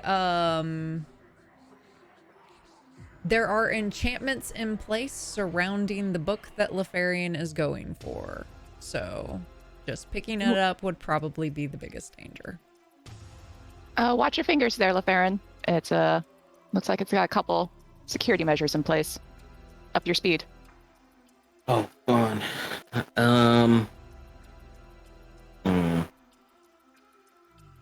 Well, so whereabouts is the book? All right. In the office. So as you go into the office, it's a fairly bare office. It has an okay wooden desk with a chair on either side of it. Actually, a couple of chairs in the front so that Nathan can greet families. And this there's just a metal cabinet, filing cabinet, and there's a couple of there's fresh flowers that kind of help brighten up the space.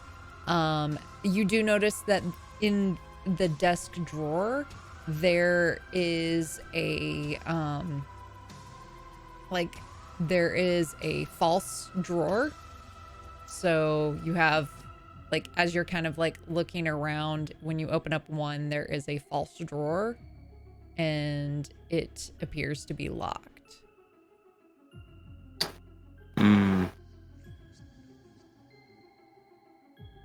would assume this is what I'm trying to get my hands on. You also notice that on the desk there's some receipts and a packing slip that has Nathan Coyne and his address. Yeah, that would be a nice consolation prize. And I'll pass the packing slip to Claire. Thank you. Should I still try and get this book though?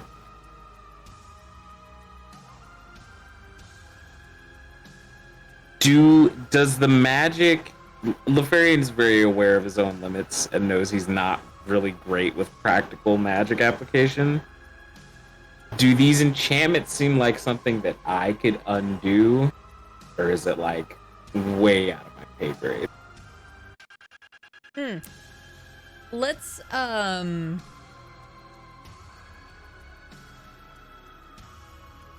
Is there anything Claire could do from a non-magical practical standpoint? Like, is there any locks that she could unpick? I'll say just roll plus your sharp to kind of assess to see. Claire, you can try to help out.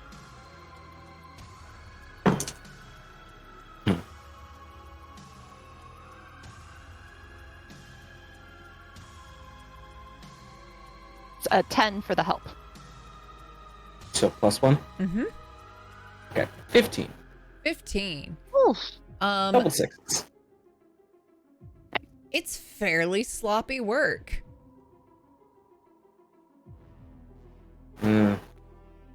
I'll reach into my juju bag and get what looks like blank Bible pages, like that super, super thin paper.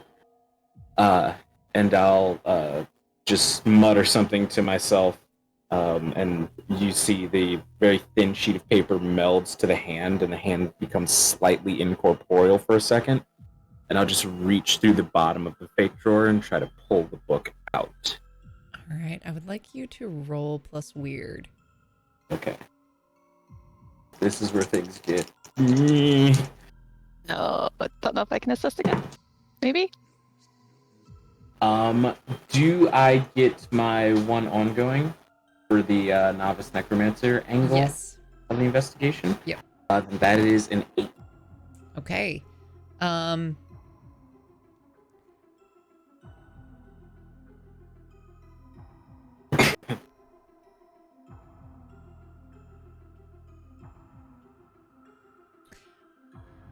gonna say that as you do this,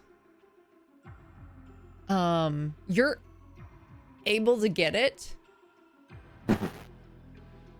but you know immediately that Nathan knows you took it. As soon as I like ping that rune or whatever, you all just start hear Lefarian just start cursing, like just the most foghorn leghorn, like conjunctive curses as he gets up and says, "All right, we need to go, like right now." All right.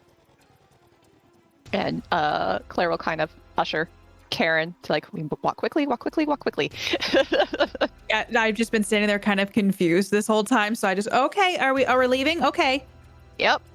Yeah, you're gonna want to get that motor running. All right. Hopefully with that, they won't be able to summon anyone else, right? Well, we don't know what's in the book yet, do we? No. And Lefarian will thumb through it once the van pulls off. All right. As you enter the van, thumbing through the book, you find out that this is that this is more or less the Necromancer Bible. And it immediately pings for you that, like, with the sloppy magic there that was the sloppy enchantments with the salt circle, you're starting to like wonder, like, what is this guy? It doesn't fit. Like, this book is too powerful for him. And you're, how did he get it? Where did he get it? It's not fitting. You do, however, as you're looking through, you notice that in the biggest of atrocities you've ever seen, he has been dog-earing pages. Criminal. And he has I dog-eared know. pages about the that are related to a ritual to bring about the apocalypse by raising the 4 horsemen. Crazy. Well, I think Mr. Coin has a sponsor of sorts. Gift card prize going out to whoever can guess who that probably is. This, to be honest, this ain't good, y'all. This is pretty bad. How's Clint doing? Checking my email. How's Clint doing? Or, well, Oh, actually, Richard? Oh, no, I guess I wouldn't care about that. Yeah. Yeah. Yeah, the kids are fine. Yeah. Yeah, because that's handled. yeah. Yeah. Shit. I'll be honest here, companions. I'm not really sure what the next move is. We know where this Mr. Coin is. Do we make a home visit? Well, let's either visit him, head back to the therapist's office, see if she's taking late hours. The issue is... Sorry, I'm so sorry. We park somewhere and wait for him to come to us, but Issue being, I don't think that while Mr. Coin is doing the dirty work, I feel like if we catch him, that's not gonna exactly put a stop to all this. But he could have information. And I mean, doesn't hurt to break a few fingers and find a few things out. Alright, well, let's go pay Mr. Coin a visit then. Does Karen look okay? Go ahead. Sorry. Does Karen look okay? How's Karen looking? She, other than like her little stomach issue from earlier, she seems okay right now.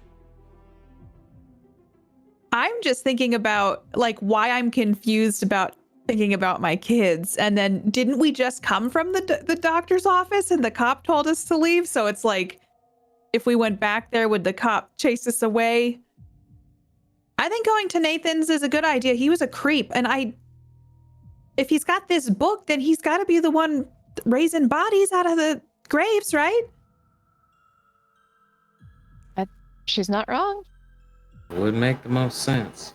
And he might have more information about where to find this Dr. Boss. Karen, you're driving, correct? Yes. I need you to act under pressure for me. Oh, That's no. a terrible question. Who's passenger? Oh. Terrible question. I have asked players that question before, and there's not a good thing on the other side of that question. This is gonna be okay. We believe in you. I got a 6. Okay. So as Lefarian, as you are kind of like taking a look at Karen, and Karen's you're kind of lost in the headspace of a little bit of confusion. The car gets T-boned. Fox. Oh my god. And the van starts careening and then hits into a light post, and I am gonna need probably all of you to take 1 harm as you're all kind of jostled about in this wreck. Okay. Sorry, everybody okay? Oh. Where's what hit us? Read a bad situation for me, Sonia. Oh boy. Oh no. Oh. Situation. That'll be 12. Wait, 12. Yes, that's math. All right. You can ask me any question you like. Also, you're gonna get a +1 going forward while acting on this information. Nice. Okay. All right. Oh no, 2 questions. Quick question: how does Wow. armor work? Is that continuously? It just constantly negates 1 harm, or is it just negates 1 harm and then armor is nincompoop? It continues. Okay. Thank you. So yeah, What's the biggest threat? the biggest threat would be Nathan in his truck, who is getting out because he was the driver of the vehicle that hit you. He found us, Nathan. And did I ask the other question now as well? You can hold it or you can ask it now. I'll hold it since this seems like an immediate situation. How far away is he, and what is he holding or casting? He is getting out of the truck that has basically you're kind of trapped between the light post and his truck. And so he is getting out of the truck and circling to the back of the van. Actually, check that. He's going to the back of his truck. Claire will, I'm assuming she's up front, will push her legs up against the windshield and kick it off so they have a place to escape. Yeah, let's have you, act under pressure Sorry. for me. File this under business expenses, Karen. I think I'm still discombobulated from the whole accident. That is 7. 7. Okay. Thank you, cool.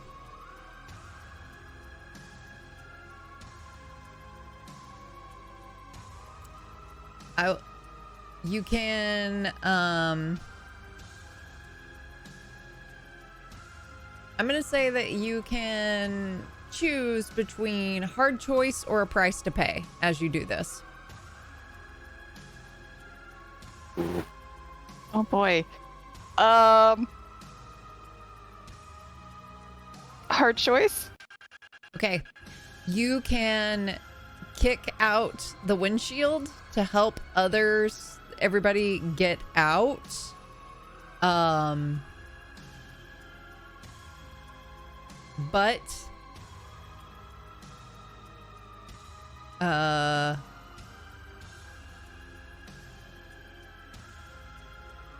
But you are going to like, you can do it,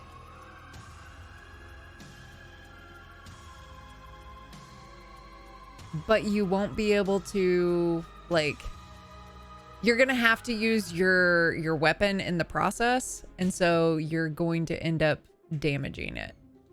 Okay, yeah, she'll take the sniper rifle and she will sacrifice the sniper rifle. Okay. I got way too many weapons. It's fine. It's Yeah. fine. Gotta rescue my ducklings. So yeah, you take your sniper rifle and like you're hitting and hitting and hitting, and you feel it just kind of like bend. So you're not gonna have a good shot with it. And it may end up hurting you. And then, but the windshield comes off. Emotionally, it does. Yes. What's everybody else doing? Can I scan and see what Nathan's doing? Because I by now I'm probably getting my bearings, seeing Nathan is moving around his truck. Yes. Can I get a closer look at or focus on what he's doing? Yes. He is going to the back of his truck that has a kind of like a tarp over it. He is putting down the whatever that's called at the back of the truck, and is flipping up the tarp. And as he's flipping it up, you can see the movement. That there's stuff moving underneath the tarp. Oh, I should have picked the grenades. And Oh, then man. he's pulling out some salt and putting it around him. This. Oh. I would like to exit the vehicle, please.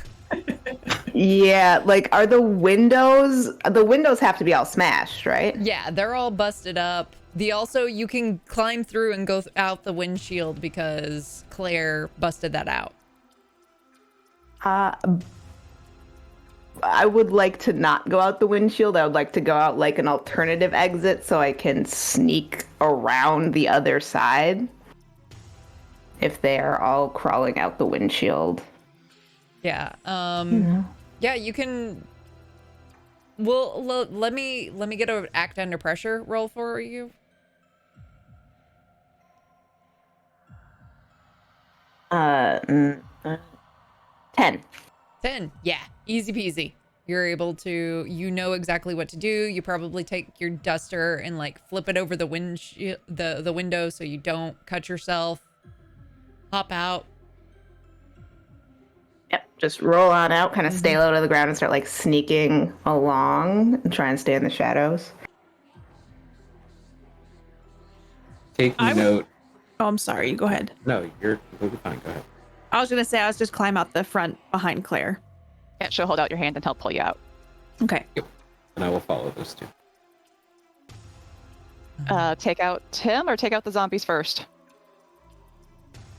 As you're contemplating that, I'm gonna use some of my hard moves that I've had banked. You got a couple. You Yeah, got I got a couple. Oh, As TPK. as 3 Ew.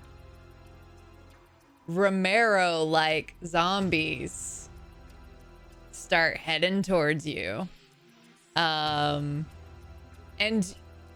Karen, you recognize the face of the zombified face of don't get that excited, of Michelle Howard and Terry DeGraff and Harold Finn. I was mostly panicking. I'm like, is it my children? It's not I'm like, I'm not that bad. Justin and Brittany, no! It's Justin and Brittany. And the one of them, so as one's gonna go and is going to run up and kind of just like as you are both getting out of the like climbing off the front of the van, they have come up and just one's gonna bite into Karen and one's gonna bite into Claire, and that's 2 harm. Wow. So at this point, I think I should let you all know that I have reached unstable territory. Oh no! Oh, jeez. So So we'll say that like one of them like kind of bites into Claire's leg, and Karen, it gets hits your side, and you're rough. You don't feel so well. You've had a really bad day. Yeah. Weird people taking your hair, and it's not looking good, and you need to get this taken care of, or it's gonna continue to get worse. Okay. Can I introduce the zombie that's biting Claire to human resources? Can I send them to HR? I would love for you to kick some ass with HR. Great. Correct me if I'm wrong, because I have no idea how to play this game. But can I spend a luck point and make that a 12? We haven't been using luck in this. Okay, gotcha. Haven't been using that mechanic. It's really great mechanic if you have ongoing. It's not as good with just the one shots. One shots for sure. Yep. So this is going to be plus tough. Yeah. Mm-hmm. Unless you have some experty bullshit that allows you to roll something else when you kick ass. No, I took all the role play stuff. Oh. But I do got a +1, so hiya. It's a 9. All right. So what's going to end up happening is in this system, it's a 1-for-1. So like if you do harm, they will also kind of have a reaction that is harming you. So you shoot. What harm does it do? My magnum does 3 harm. Okay. Ooh, nice. You square that up and shoot right, knowing immediately zombie, shoot him in the head, and you do, and it blows half of its face off, and it kind of staggers for a little bit, but then comes back and then immediately descends on you and bites into you and does 2 harm. Okay. I will mark that. Oh boy. Everything's great, chat. Sonia, what are you doing?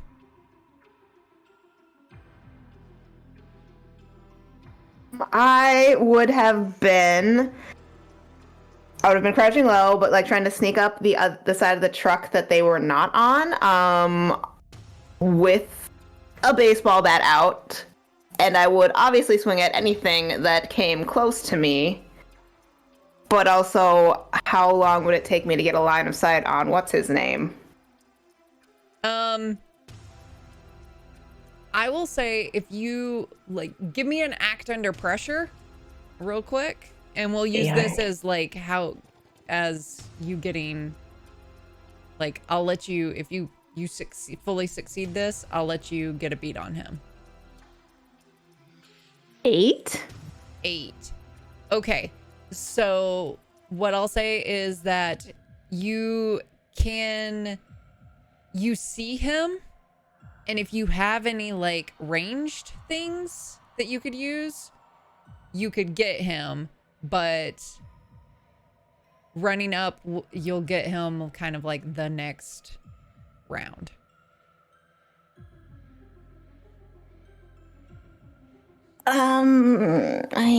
Okay. A shotgun is not technically ranged, right? What's Because the it says property? harm, close, messy. So you can get within shotgun range and hit him with a shotgun. I'll shotgun him. Yeah, I'll shotgun him. We'll come around, peek around the right. edge of the truck and just pew. Roll to kick some ass.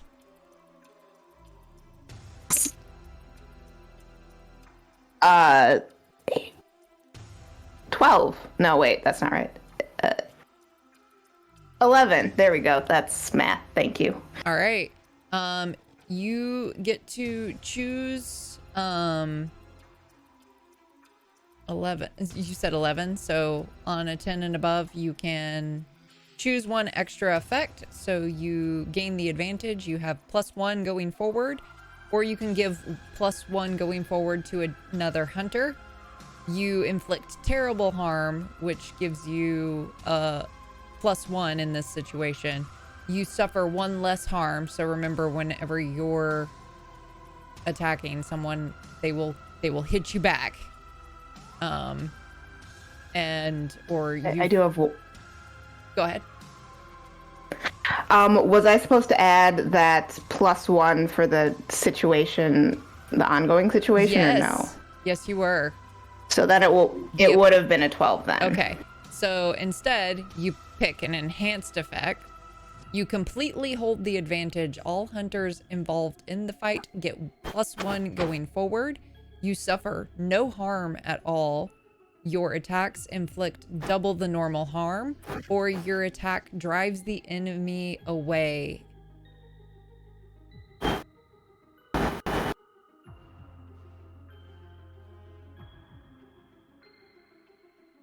Goodness. So would I suffer no harm at all for the rest of the It's fight? just this. Or just So this one round? it would be the immediate retaliation. Okay, so everyone would get a +1 for this round. Going forward. So until the fight resolves. All the way. Yep. Okay, so I will.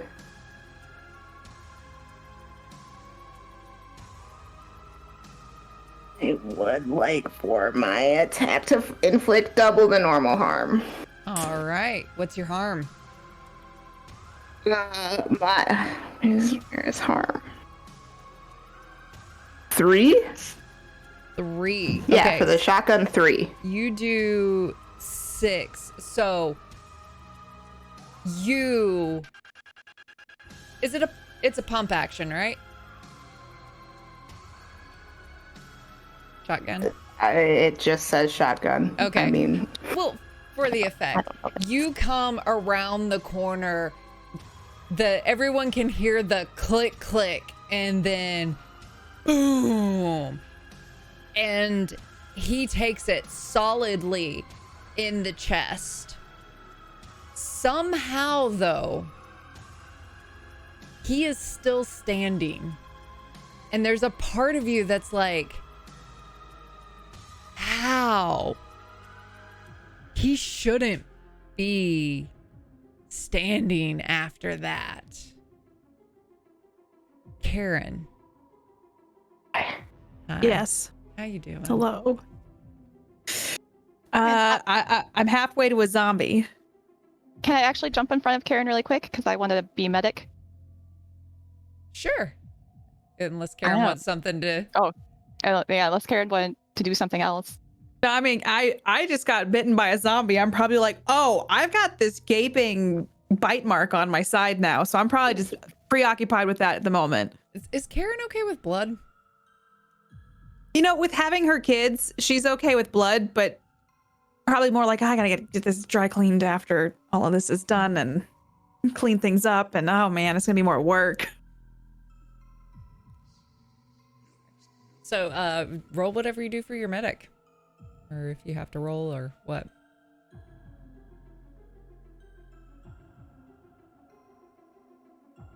Okay, with my cool, that brings it to 10, which means you are stabilized and you'll heal 2 harm. Oh, wow. Okay, so then I'm no longer unstable. Yes. Mm-hmm. When you're doing this, how did you learn how to do that? I get cut on a lot of stuff. It's either learn how to put the blood back in or, bleed out and die somewhere. Okay, thank you. And just panically trying to still get out of the car as fast as possible. Trying to take cover on the other side of the car and a little bit of space away from the zombies. Okay. All right. Karen, is there anything you'd like to do? Yeah, so he's got shoddy wounds in him and he's just standing there. He's just standing there. You also have 2 zombies kind of in your range. One's looking pretty rough. courtesy of a visiting the human That's resource the department. third one. No? That's the third one? Oh, I thought that was the one. Never mind. But Lefarian shot that zombie in the head, correct? Yeah, and it looks really rough. Okay, so it's kind of like it is kind of working. Yes. Okay. I would call over to Lefarian. Is there anything in that book that might help with our friend over? And I'd point over at Nathan. And in that same moment, I'm going to be grabbing a small handgun out of my purse and aiming it at. And it's got like a pearl. It's like one of those little handguns. It's got like a pearl. Yeah, like a P365. Yes. And it looks like it's never been used ever. I watched too many true crime documentaries and just thought this would be safe to have. And so I'm going to put it at the closest zombie and try to shoot it in its head as best as possible. All right. Roll to kick some ass, Karen. Come on, Karen.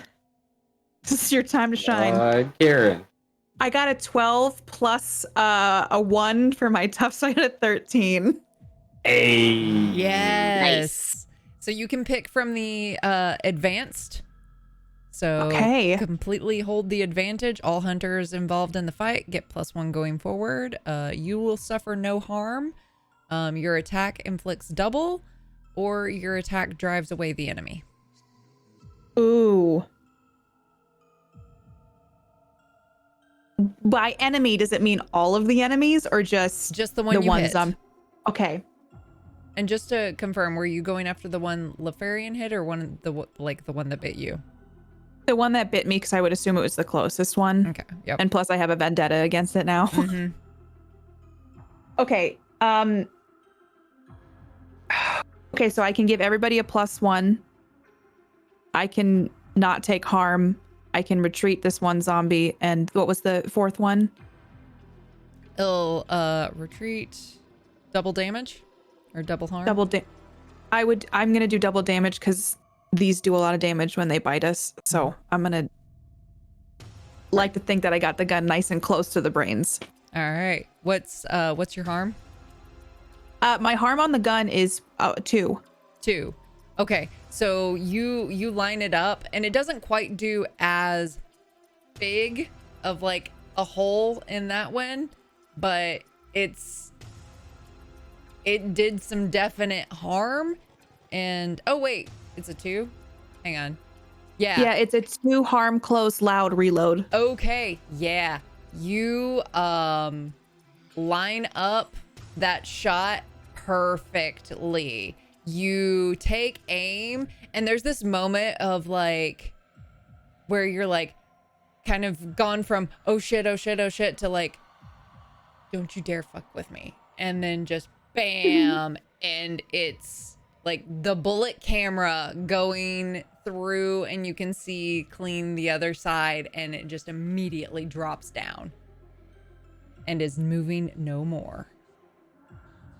Aim for Atta the brains. girl. It's just like the movies, and it's just like my son's video games.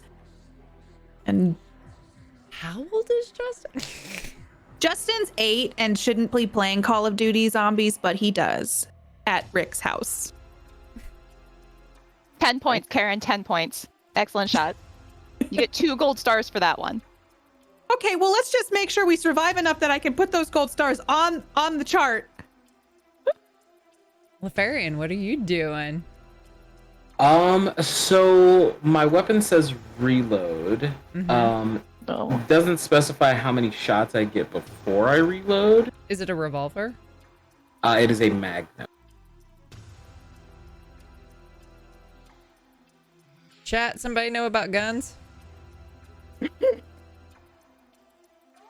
mean, You're gonna have at least 6. 13, I think. But I think it is like a standard 9. gun. 9. So it's like, sure, let's say 9. I'm cool with 9. Yeah. So I'll just fire again at the one that I already hit and try and take that fucko out. Oh, for Christ's sake. I will miss. That is a miss, unfortunately. All right. As you As you miss, it comes in, and I feel like maybe you thought it was a little bit further away than it was, and it just kind of moved on you and then bites into you for 2 harm.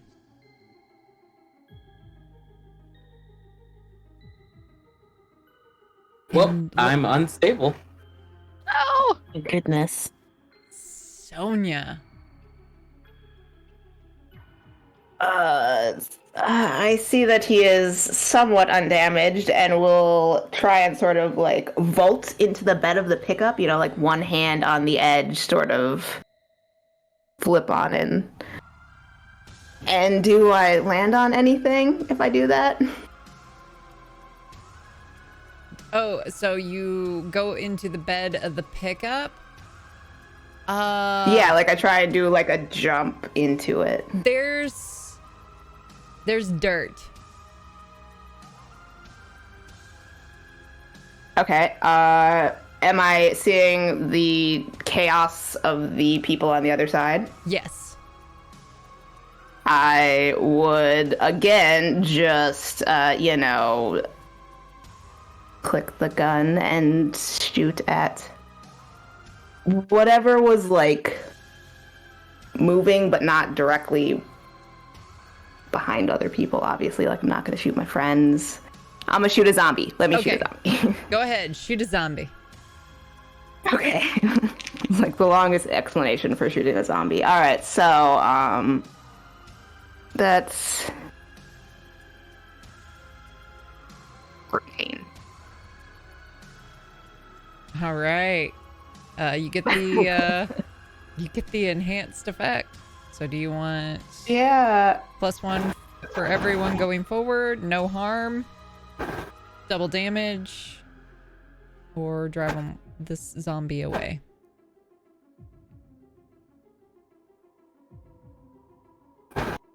Oh, is that zombie still up? Do I know that before I make this choice? With 3 harm? 3 harm. Yes, it would still be up. I'll just go with inflicts double damage then. All right, it is down. You take the head clean off with the shotgun. Like, look around. We're still missing one of these dead people, though, right? Did you say that out loud to the group? Yeah, that would have been like a me looking around announcement. Yeah, Because we know problem there's at 4 a of them. time. Well, isn't that one still on the ground? Because we were just at the funeral today. I would not put it past them to have not done that. Oh. would we have Picking at the dirt. seen that? And isn't there a zombie still up, or no? Oh yeah, there's one still up, yeah. There's I love not kind of zombies. There's not a zombie up. Because Karen got There's one, just Lefarian got one. one, and you just got one. Okay. Oh, So it's there just is a Nathan buddy. who now steps outside of his circle. And Can I as- quick stabilize Lefarian with medic on my turn? Um, I can wait. yeah, because I'm gonna use a hard move. So you'll still be able to do that because Sonia's the closest. So he jumps into the back of the pickup truck and gets on up with you, and then like grabs onto you and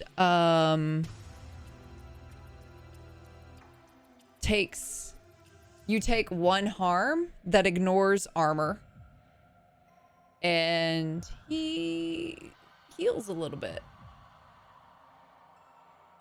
Right. I have a question about harm. We take 1 harm every time we're attacked, right? Unless it's something special. Yes. Okay. All right. Cool. So So, Claire, you were going to. Yeah, I'm gonna heal Lefarian. Just band-aiding everyone up. What do I roll? What do I roll? What do I roll? 7! Ha! Just made it. So you're stabilized, but you only get 1. You heal 1 harm. All right, no, heal. Oh, stabilize or heal. Shoot. What does if he's unstable? What does that mean? It means it'll continue to get worse if you It'll continue don't to get worse. stabilize it.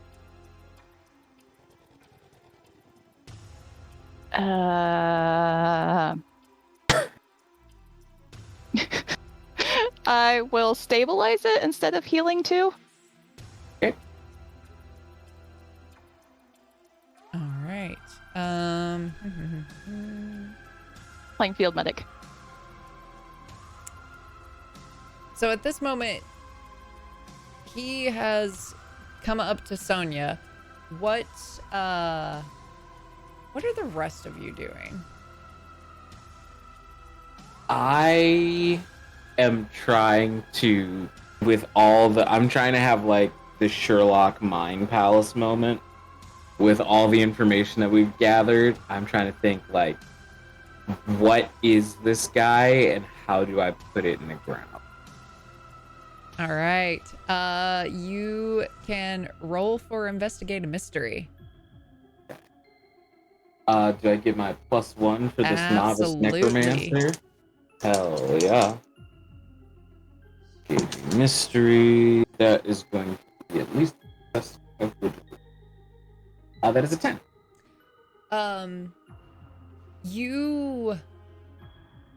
I'm gonna give you the answer to that question, and then you can also ask another question from the investigative mystery if you want. So unfortunately, you kind of like go into your mind palace, and you realize that based on some of the enchantments that were in the book that you looked at, and this guy needed to be killed by his own zombies. Otherwise, he's going to keep, like, you can keep hurting him, but he won't go down. Unless you do some big magic. Can I use? Let me double check that I was allowed to hold 3. You were allowed to hold 3. Can I use my last resource? It is a matte black business card that on the front says Lefarian in purple letters, and on the back it says "You'll be here for a while." And I want that to be able to send him to my oubliette in my haven. Yes. Absolutely. Do you need to roll anything for that, or does it just happen because you did that at the well, beginning? I have based off the way the move works, I have the resource. Using it, I assume, would still be a roll of some kind. And I'm going to pull out this like curved Bowie knife that's got like white engravings, and I'll hand Karen my blessed knife and go, "That's a good shot." And I'll just run over to Coin and my cousin, and I'll try and press this card onto his back and suck him into my oubliette. Let's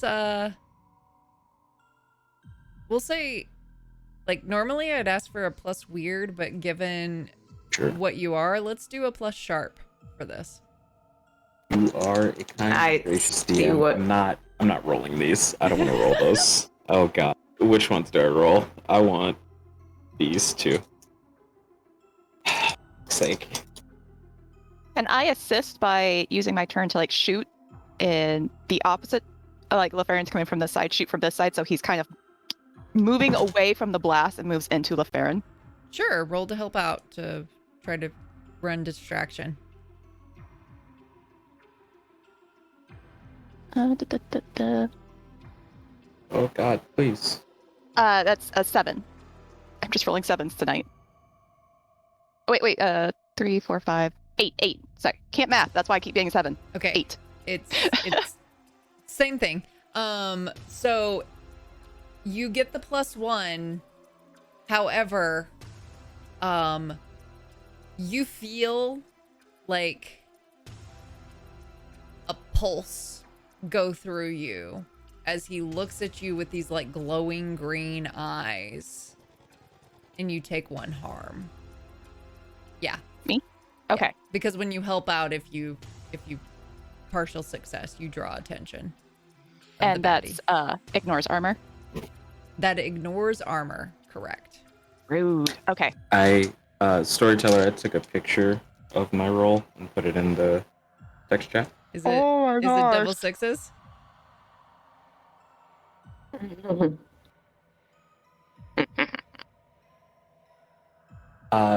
So plus sharp, that is a 15. Nice. How do you want to do this? I think Lefarian will rush over because he's still got like a hold of Sonia, right? Yeah. So Lefarian will rush over and stick the card to his back, and then will wrap his arms around Nathan's waist and look at Sonia and say, "Oh!" And with Sonia's help, is just gonna suplex him off of the truck. But when he falls into the card, and it's just the card left sitting there in the street.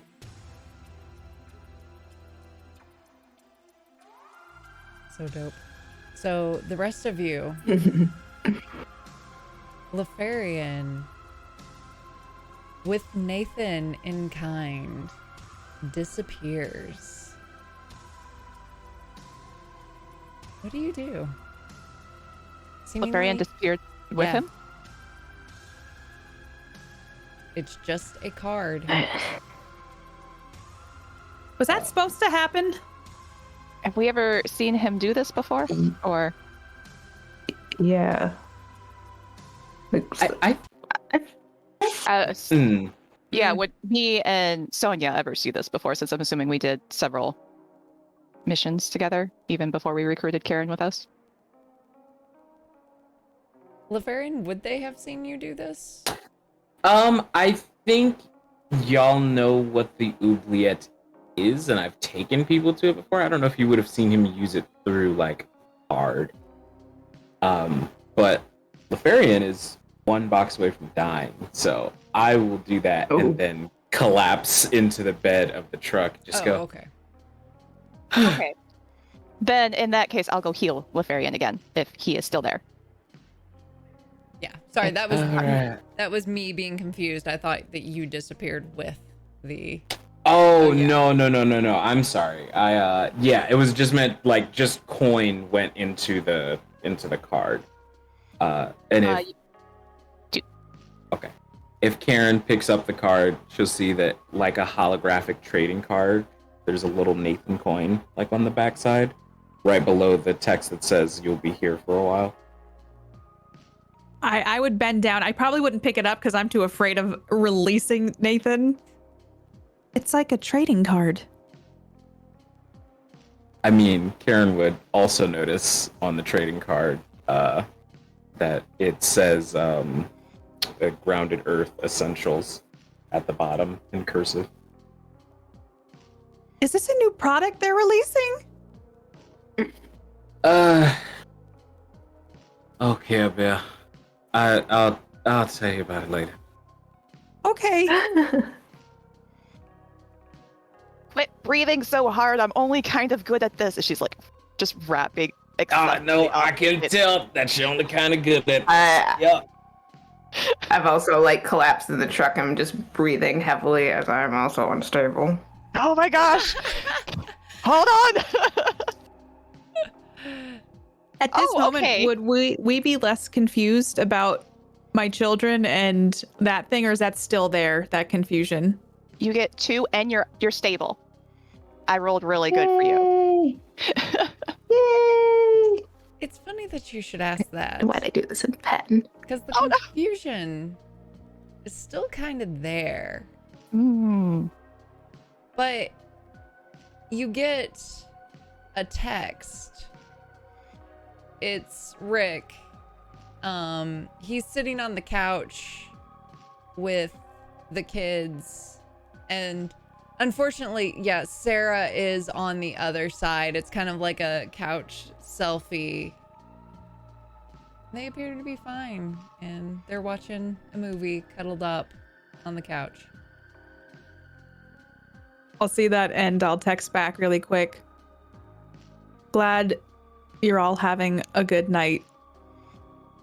And shoot that off. Can Claire go retrieve the magical book if it's still in the Eddie Bauer van? Absolutely. You can go Go crawling retrieve- through, army crawl through the windshield. Yeah. You get the magical book. You can fish it out. Eventually Karen will probably have to call probably a tow truck to get the truck moved and the van. Eventually the tow truck will come and will offer to like you can either Uber somewhere, or you can like ride with the tow truck driver and take you wherever you want to go. So is there anything? Imagining us like splattered in gore sitting in the yeah. back of that tow truck, just like. Yeah, just kind of awkward and yeah. Long night. You just turn on Yeah. some music and don't talk to us. Yep. Tow truck driver's seen some shit. Is there anything that you would like to discuss or do at this time, as we are coming to a close?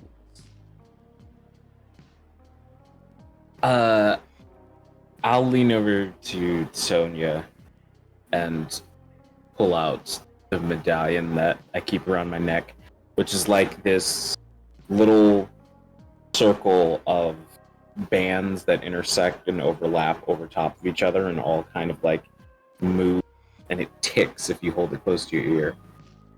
And he says, if something ever gets a bit more dire, then we'll run on back there. Make sure whoever takes me out doesn't walk away with this. Alright? You do that much? You're gonna need some help clearing out a zombie from your collection, or is that one for keeps? Is that I think I'll put him on the wall for a little while. excellent choice? Claire's gonna shoot an email off to Clint, pretty much just the general status of the mission, along with all of the therapist's information, Dr. Caroline Vost, like where her office is, pretty much say we got the book, took out the minion, but they probably need to get eyes on her ASAP before she skedaddles. Right, and you'll get a kind of a quick response that's on it. And He spelled out the words all the way. Look at that, guys. and then there'll be another response, which is, I'm glad you didn't fuck it up that much. And a compliment on top of it. It must be my birthday. Yeah, that's high praise from him. Yep. How about How about Karen? How's she feeling? She's looking over her insurance information as we're driving in the tow truck. But I keep looking up over at Lefarian. Like, I'm kind of building up the gumption to say something. So Lefarian, would you want to come over for tea sometime?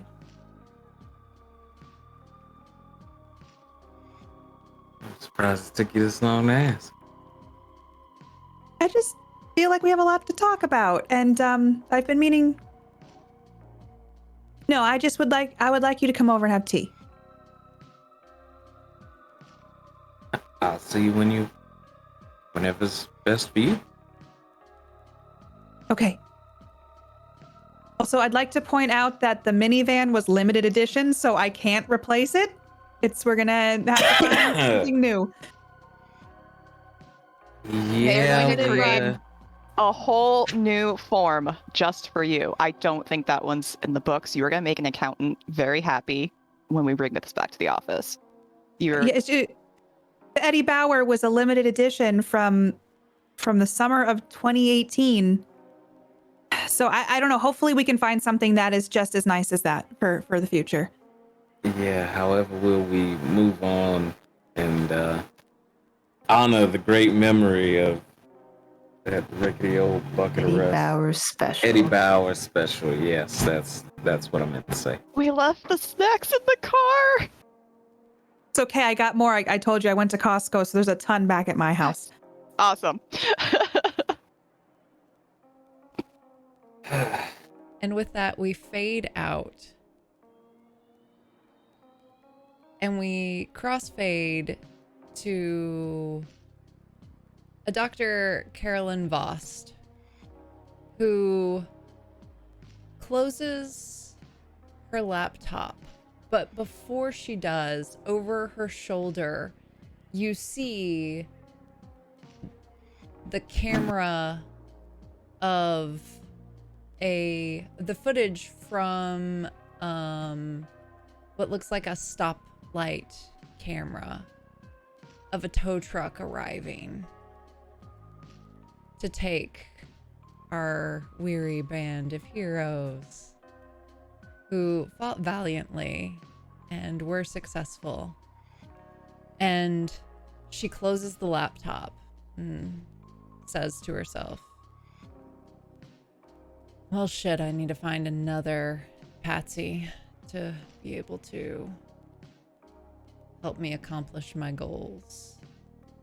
And she gets up from her desk, walks past a mirror, and we, the audience, see the glowing green eyes and the bulbous head that doesn't match the reflection of the woman in front, and the tendrils descending from her chin. And she walks past and then disappears into a cloud of smoke. And then we fade to black. We fought the right bad guy, y'all.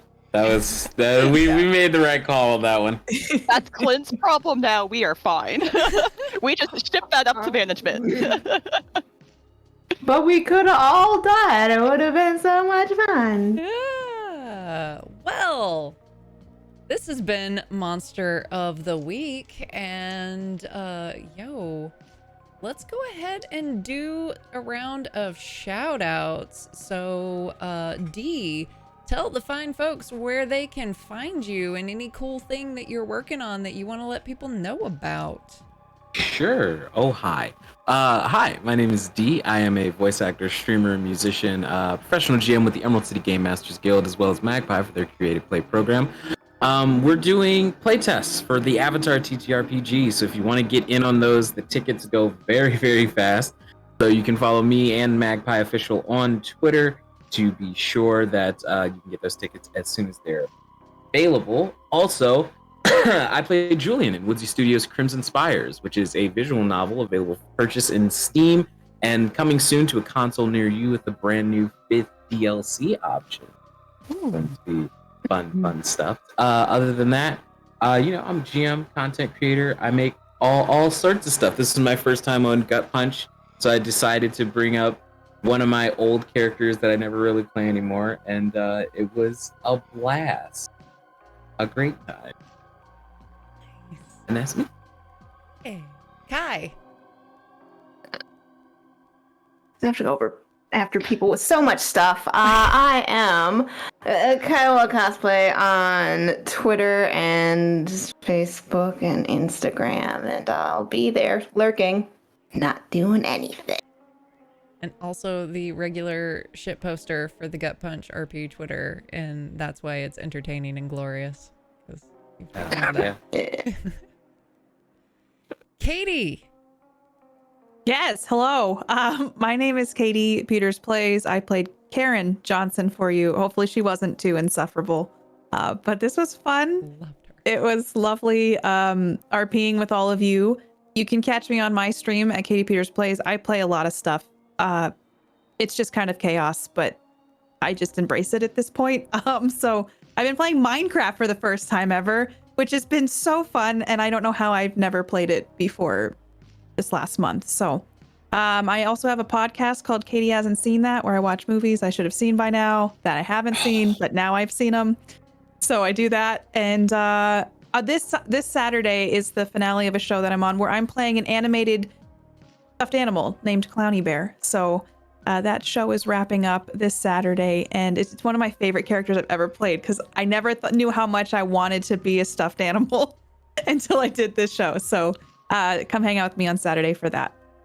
That's me. Nice. Bodani.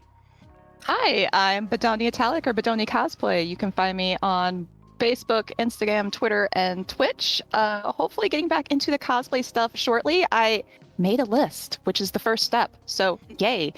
Also, I play in our Monday games with Dr. Psych Owl and Kyola. Come check us out Monday because we stopped last Monday on a huge cliffhanger, and next Monday Jess gets to do her favorite thing, which is torment me specifically. So That is Everyone's factually favorite thing. yeah. I don't know. I just feel like I just like to torment people. Speaking of, hi, I'm Dr. Psych Owl. You can find me pretty much anywhere as Dr. Psych Owl except for on Twitter, where I'm Dr. Psych Owl TV because I missed it by one day. I am #not bitter. I can't believe it's not bitter. I have been your narrator for the evening, where I do the tagline, which is I make the players feel things whether they want to or not. I am indeed a doctor, a psychologist, or maybe I'm just 13 owls in a trench coat. We never know.